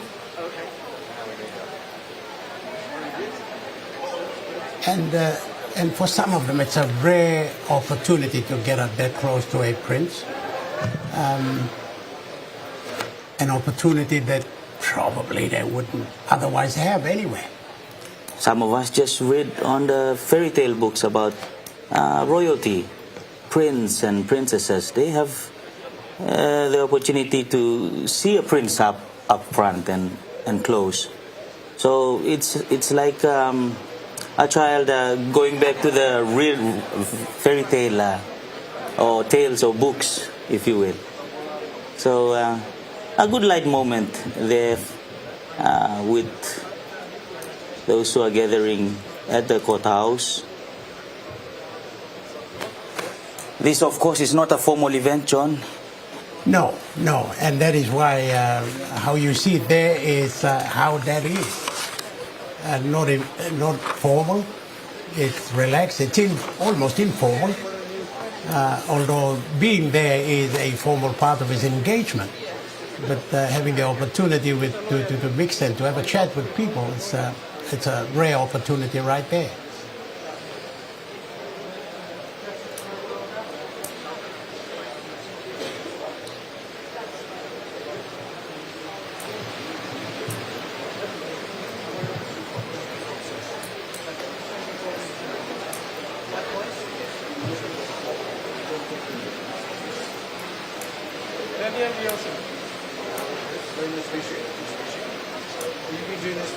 I would like to think that all these people lined up to shake hands with the prince right there will have been chosen, will have been vetted, will have been cleared. These are some of the pre-protocols that are normal in any situation like this. Security is always up front. Wherever members of the royal family go, in Papua New Guinea, we'd like to think that they are very safe. We, in fact, love members of the royal family. They come here. The Queen has come here. She's gone to a number of places in Papua New Guinea, to Rabaul, to Mount Hagen. In Port Moresby, learned a bit of Pidgin. Likewise, her son, Prince Charles, who came up here as a young 18-year-old, first in 1966 as a student who was studying history, I think, at school in Australia, and came up to Papua New Guinea as part of a school excursion. His first was when he was 18. Then he came here as a prince to open, to be part of our independence in 1975,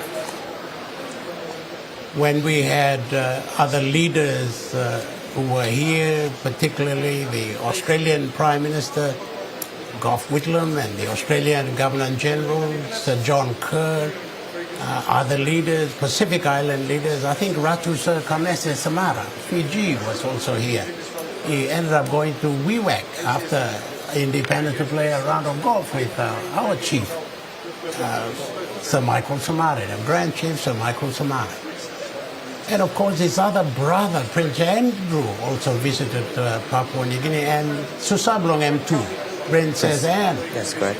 And I was saying earlier on that all of them I think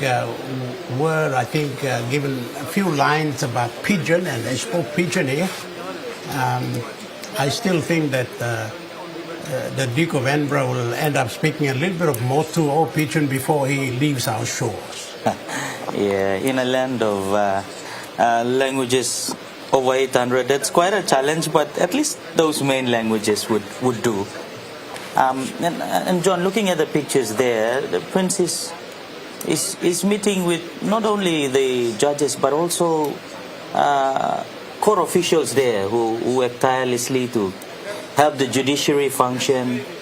The officers are getting that rare moment with the Prince, so it's good.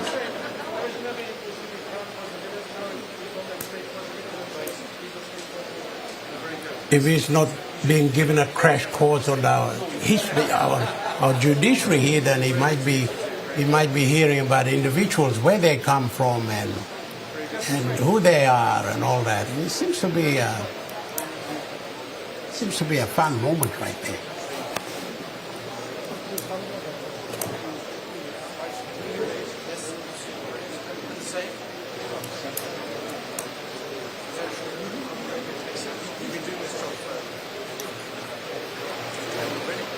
Prince Edward, the Duke of Edinburgh.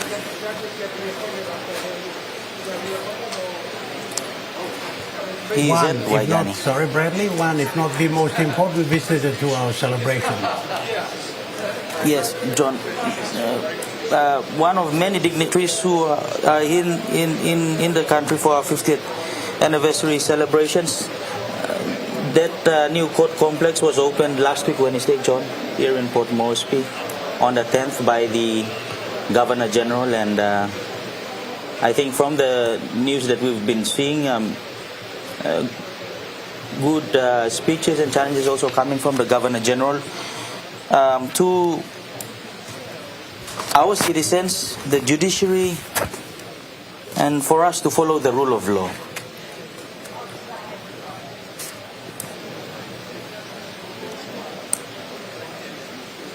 Not everybody can get up that close to the Prince. I think there's a closed-circuit television where some of them who are seated in the main area of the official, short little official act where he will be unveiling the plaque are seated and they're watching through short-circuit within short-circuit TV.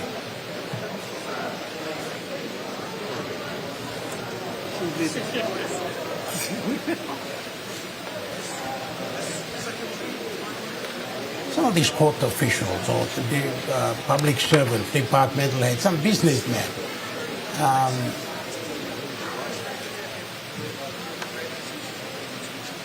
some you're familiar with, some you're not, but there you are.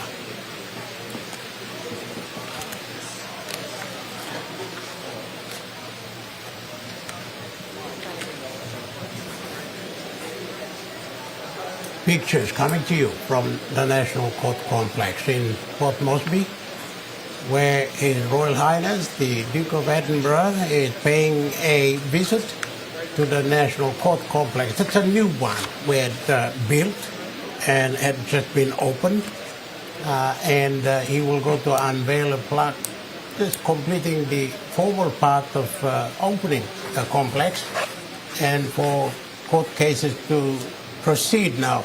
An interesting aspect about court cases is that in Papua New Guinea, not just in Port Moresby, but in other centers as well, there is a huge backlog of cases, be it national, district, Supreme Court, and we hope that with this new court complex, we hope that this backlog of cases can be cleared expeditiously, and that, they say that justice delayed is justice denied. And we hope that people who seek justice are no longer denied after this nearly $1 billion kina court complex that is built to fix this kind of thing and restore justice to the to those who seek it, and to give purpose and some sort of a stamp of authority to the court system to function and to serve the people. Yes, and John, speaking of justice, it starts from the lowest, from the cases that we report to the police and the evidences that are brought forward to the courts, and for the courts to administer on what is before them. So justice is a process that requires every one of us to contribute towards, to ensure that justice is served.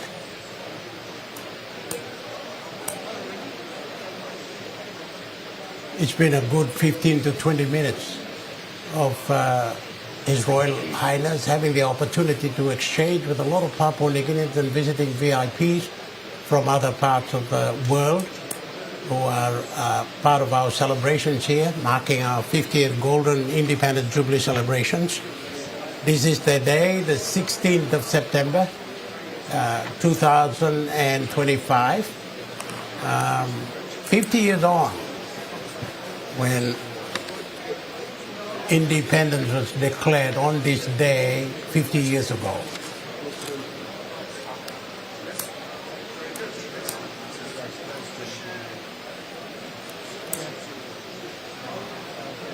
It's pretty chatty this morning, isn't it? When you arrived, when you looked at him, it was too formal, too rigid. You were almost scared to get up close to him, but here he seems very friendly. That's the real prince in front of all these people. He seems to be enjoying himself, which is good, And I'm glad that our cameras are showing all of that, and Papua New Guinea is able to see some of that, because very little of that, I think, has been seen of the royals by the previous visits of his brothers and sister and Mama Mlongem too. They were too formal, but this one is very good. And John, when his family visited the country before, there were no mobile phones. This time around, we have the benefits of phones, so after this, many will be publishing all this on their socials. And I've never seen Sir Gib Salika, our Chief Justice, smiling and laughing the way. I mean, John, he can smile. You can see from the judges pictures. are very serious people. Yeah. They hardly smile. Yeah. But this one he has to, which is good. That's the human element coming out of them, right? Of course. It's from Western Province. Western people are very sort of down to it, like us Milne Bay people, but yeah, it's good to see him smile there.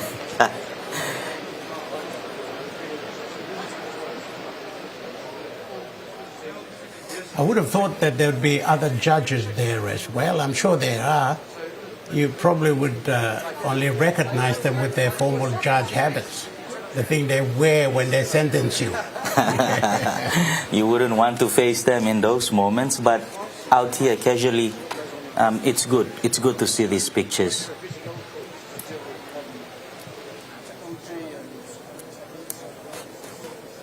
Again, on the court complex, it houses 15 modern courtrooms. Yes. And 31 judge chambers. So a very big sort of building if you look at it.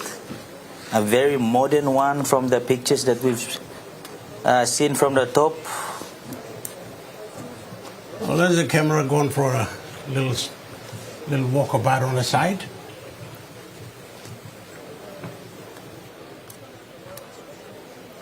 But I don't know if we have some shots of the court complex, a drone shot of from the outside.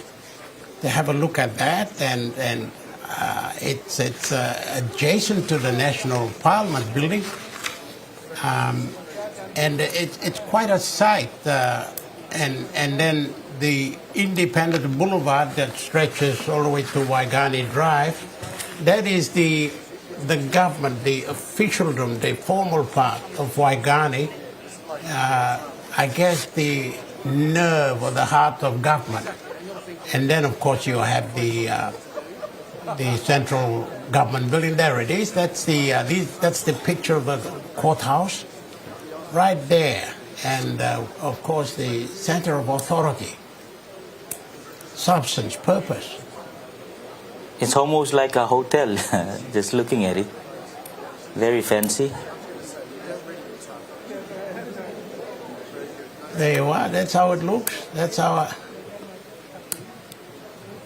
courthouse, our National Supreme Courthouse.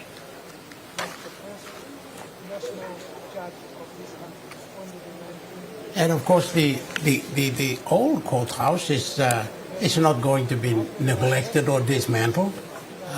It will also hear cases. So here, I think I would like to think that with so many courtrooms now available, and with the government's announcement of new judges and magistrates, and we hope that, as I said earlier, the backlog of court cases, which I don't have the statistics here with me, but at last it runs into a couple of hundred, if not thousands, and they've got to be gotten rid of. Otherwise, the word justice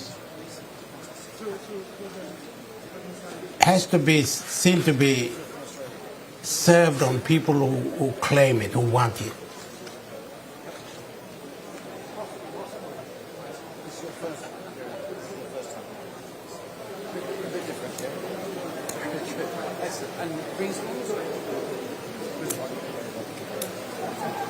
That is Justice John Kerry, and that is his one. And they're from the Bahamas. Right, very good. From the Caribbean. Yes, that's right. And how long have you been here? Well, on 9 years. Yeah. It's a little bit difficult there, Bradley, but I wish one of our cameras, one of our microphones could be brought a little bit closer to hear some of these exchanges. Yeah. That would be nice, but in a situation like that, I guess it's a little difficult.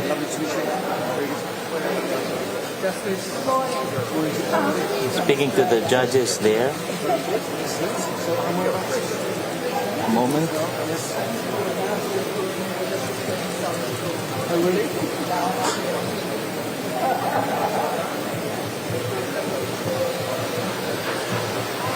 In amongst all these people, all the visitors who are there, I see one or two gentlemen who are very observant, very alert, and I'd like to think that these are part of his security. Yeah, John, the security detail there, providing that additional lookout, if you will.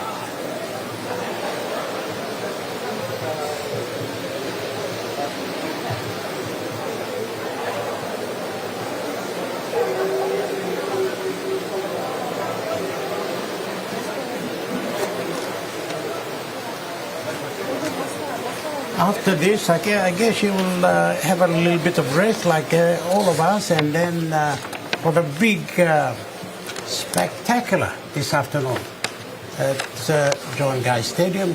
This will be, I guess, the climax of the celebrations in Port Moresby. In other parts of the country, there are similar celebrations going on. As governors and leaders of their respective provinces take charge of activities in their respective provinces, but here in Port Moresby it's been the case, and the Governor of the National Capital District, Honourable Paul Sparko, has engaged other activities. The Independence Boulevard, there was activities going on there. There are musical and other activities down at Ellen Beach in Port Moresby and other centres as well. And of course in the settlements and the suburbs there are equally activities staged by various groups themselves. So people are celebrating the independence of Papua New Guinea despite the hardships, despite commentaries to the contrary about the state of the country, people are celebrating, people are happy. We have to be. We have a country. We have to be happy, and we have to celebrate. We have to look forward and do something about it. So that's where it's coming from. And I think the television pictures you are seeing right now, the Duke of Edinburgh, the last Picnic Queen, is here with us and is celebrating that with us. That's got to give Papua New Guinea some sort of hope and some sort of a feeling of that you're part, you're included, you're not disregarded. So, it's hope that it's a beginning of something better ahead. Ladies and gentlemen, His Royal Highness will now tour the prototype courtroom.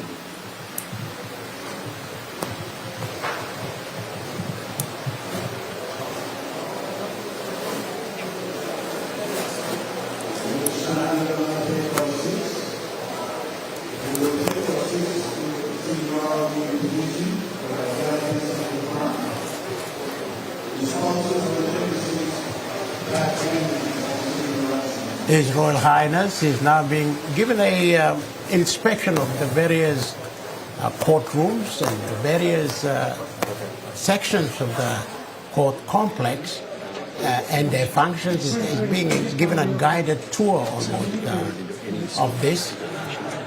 The acoustics are something special. It's to demonstrate there's no vibration, no it's that special. And what we'd like to point out is the national crest up the front. It's got our local artists, just all hand beaten. We've got the latest technology with video conferencing and evidence, remote evidence. We're getting some audio from inside, so we'll let that be.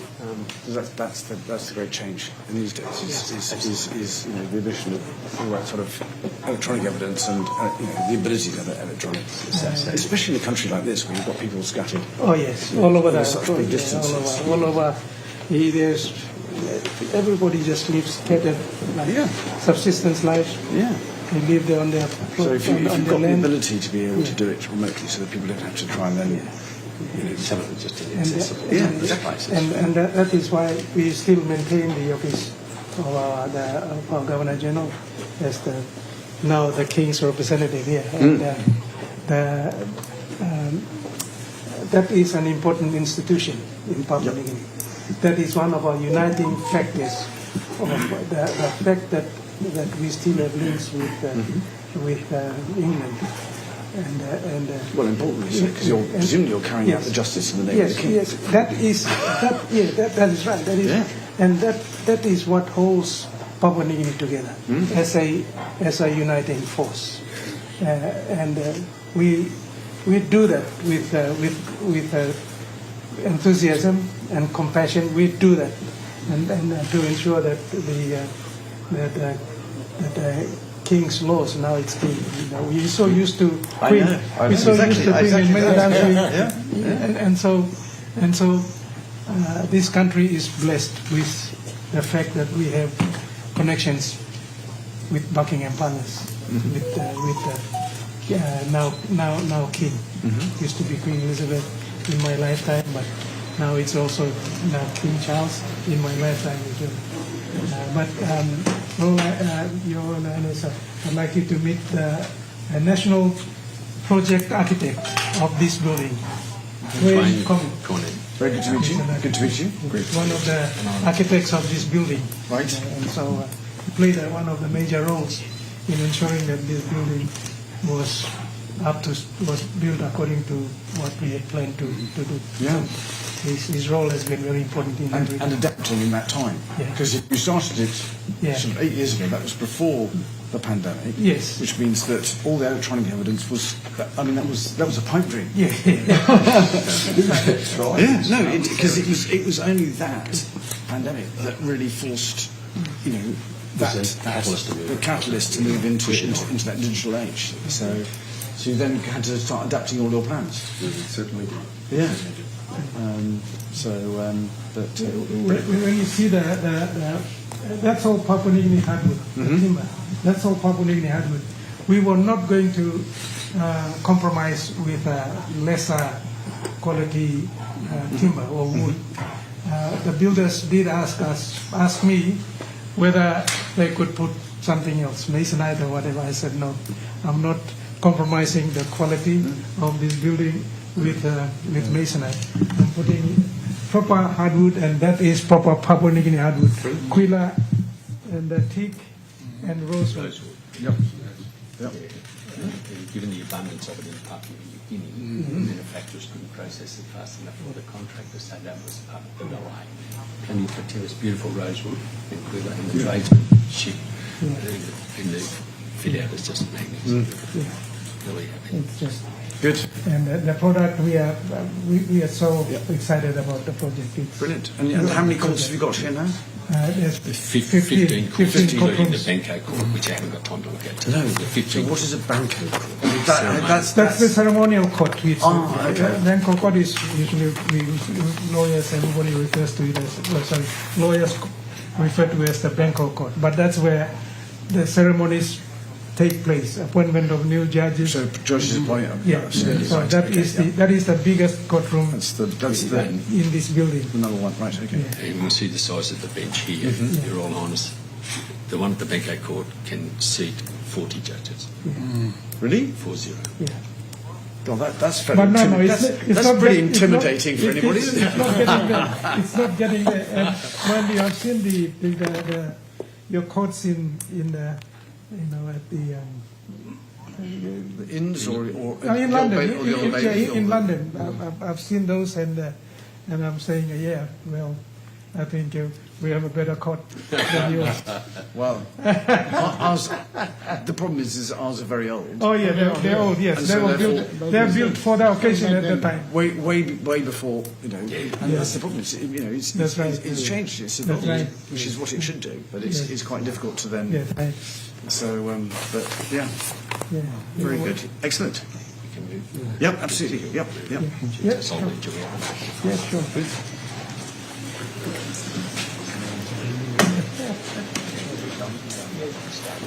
Well, that wasn't part of the live telecast script, but we let it go nevertheless, and I thought it was good that we can get that exchange between the Duke of Edinburgh and our Chief Justice. I like what the Chief Justice said. He said that this place here holds everybody together. True, holds every person who breaks the law together, and discipline and justice done with everybody, from the ordinary person to the leaders as well, and brings them together as well. And if they go wrong, bring them together as well.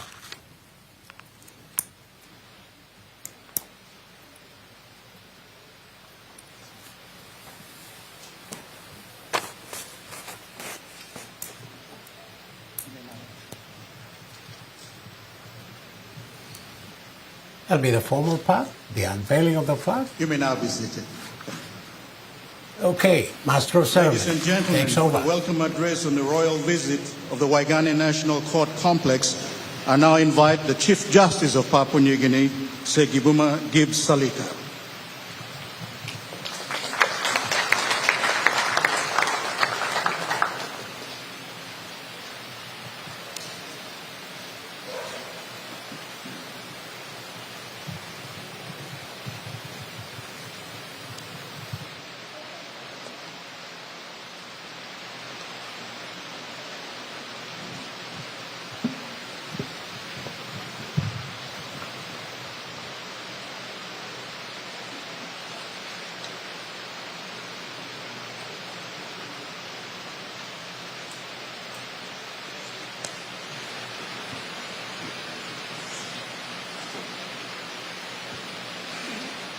Your Royal Highness, Prince Edward, the Duke of Edinburgh, Chief Justice Stephen Geigler, High Court of Australia, Chief Justice Deborah Mortimer, Federal Court of Australia, Justice Bernard McCabe, representing Chief Justice William Ulster Graham, Federal Circuit and Family Court of Australia, Chief Justice Helen Bauskill, Queensland Supreme Court, Chief Justice Albert Palmer, the High Court and the Court of Appeal of the Solomon Islands, judges, staff of the National Judicial Staff Service of Papua New Guinea, friends, ladies and gentlemen, happy 50th anniversary of independence to our country, my country, your country, men and women. Good morning and welcome. It is my great honor and privilege on behalf of the Judiciary of Papua New Guinea to extend to you, to Your Royal Highness, our warmest welcome on the historic occasion, your visit to the new Waigani Court complex. Today is a day of double significance. We gather not only to celebrate the official opening of this magnificent new court complex, the centerpiece of justice delivery in our nation, which took place last Wednesday, 10th of September, but also today to mark the 50th anniversary of the independence of Papua New Guinea. Your Royal Highness, your presence here today is deeply symbolic. It was your late mother, Her Majesty Queen Elizabeth II, who on the 27th of February 1974 opened the original National Court complex on the joining on that side at the back over here. She opened that building at the time. On that day, Her Majesty expressed her hope that Papua New Guinea would develop into a strong, free and independent nation underpinned by the rule of law. 50 years on, we stand here as a nation that has indeed realized that vision. Our Constitution has endured, our democratic institutions have matured, and the role of law remains the bedrock of our society. The new National Court complex, with its 15 courtrooms, including the Benko Court, 31 judges' chambers, modern registries and court reporting department, information technology and data facilities, stands as a testament to our commitment to the independence, integrity and accessibility of justice. Your Royal Highness, this visit links the past to the future. It honors the enduring relationship between Papua New Guinea and the Crown, while also affirming our continuing journey as a proud and independent nation. On behalf of the Judiciary, I thank you for sharing this momentous milestone with us. We hope that what you have seen of this new facility, you will see reflected in our nation's confidence in its institutions, its faith in the rule of law, and its determination to serve the people of Papua New Guinea for future generations. Once again, thank you for gracing this historic occasion with your presence. We know that you have other engagements to attend to, but we thank you very much, Your Royal Highness. Thank you.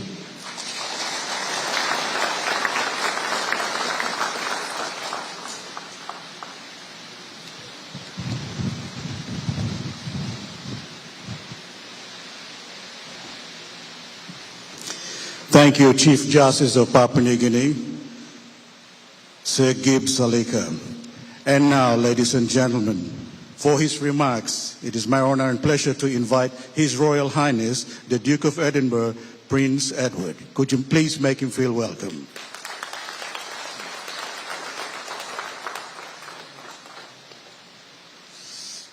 So, Chief Justice, Your Excellency, and assembled judges, I feel somewhat nervous standing up here in front of all of you, especially in this particular complex. But it's a very great pleasure to be here this morning, and a pleasure to see the development that has taken place here with the new courts, and following in my mother's footsteps with the old court building. So this is a splendid replacement, and I wish you all the very best of luck in using this building. I think it's quite appropriate standing here today, marking 50 years of this nation's independence in front of the judiciary, because an independent and robust judiciary is incredibly important in a thriving democracy. So your role and the roles of those who went before you and those who to come after is incredibly important, that this building and the courts here are used for the purposes that they are designed for. And I wish you the best of luck in all the many deliberations that you have to deal with. Now, ladies and gentlemen, I have been only asked here to come along to unveil this plaque. Now, since the buildings were opened last week, I'm not entirely sure what this plaque is going to signify. However, I will do my very best to make this look as slick and as professional as possible. I do want you to know it has taken years and years of practice, and I follow in the footsteps of one or two of the most experienced plaque unveilers in my family. The thing is, the unveiling of a plaque is not necessarily the most exciting thing that has happened in your lives. So I need you to pretend that if I get this right, that actually it really is very exciting. It may not signify the opening of this building, but it does signify something quite important. We will find out when it's unveiled. But are you ready? Will you do that for me? Yes? Excellent. Fantastic. Here we go.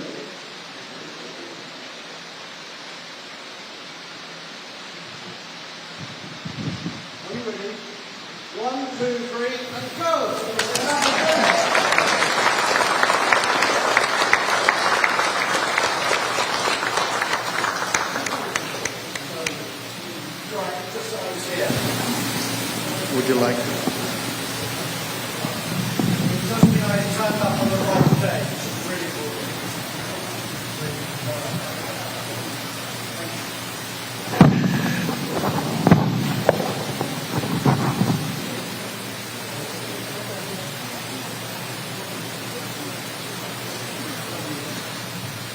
Judges, ladies and gentlemen, can we give another big, huge round of applause again on the occasion, on the unveiling of the plaque commemorating the visit of His Royal Highness here at the Waigani National Court. It is our honor, of course, to invite, of course, His Royal Highness, and he's gone ahead and opened an amazing plaque that's going to stand here and, of course, be a witness to the country right on the country's 50th independence anniversary celebrations.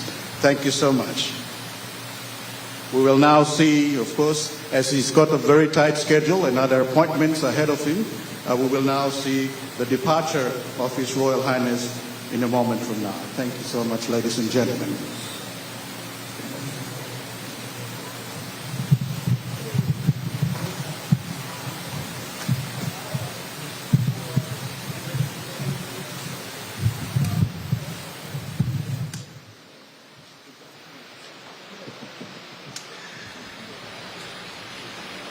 Thank you. Announcing the departure of His Royal Highness, the Duke of Edinburgh, who's also escorted, of course, by the Chief Justice of Papua New Guinea, Sir Gibbs Salika, and, of course, the Governor General of the independent state of Papua New Guinea, His Excellency Grand Chief Sir Bofeng Dadai.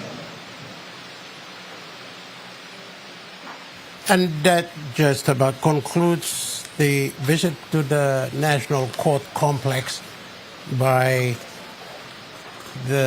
His Royal Highness, the Duke of Edinburgh.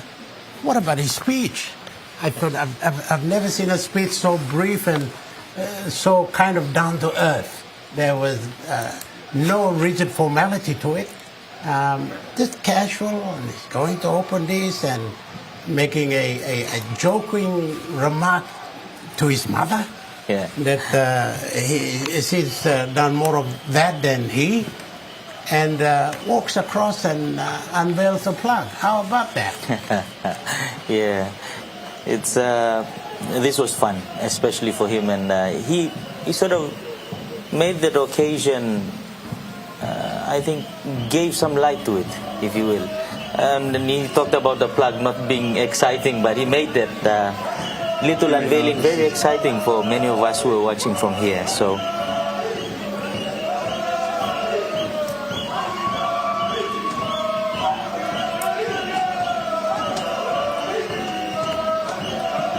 Yeah, well, they are traditional dancers, of course. They will have gathered there to perform for him, and they are doing that as he retires. And his next engagement will be this afternoon at the spectacular at the St. John Guy Stadium later this afternoon.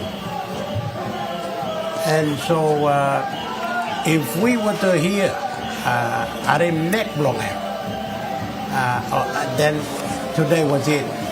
We heard it in perhaps a tone and in a way that maybe many of us are accustomed to. These are some pictures of, we're just replaying some pictures of his earlier visit there.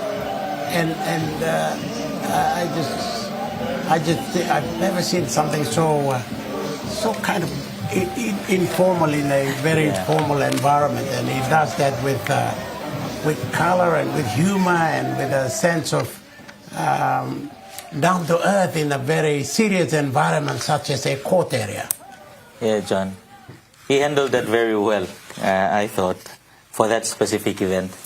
Very brief, but I think good for them as well today on when the country celebrates its 50th anniversary. Yes, of course. All right. Well, this just about brings us to the end of this morning's telecast that included, of course, the flag raising ceremony at Independence Hill earlier in the morning and the speech there by the Prime Minister.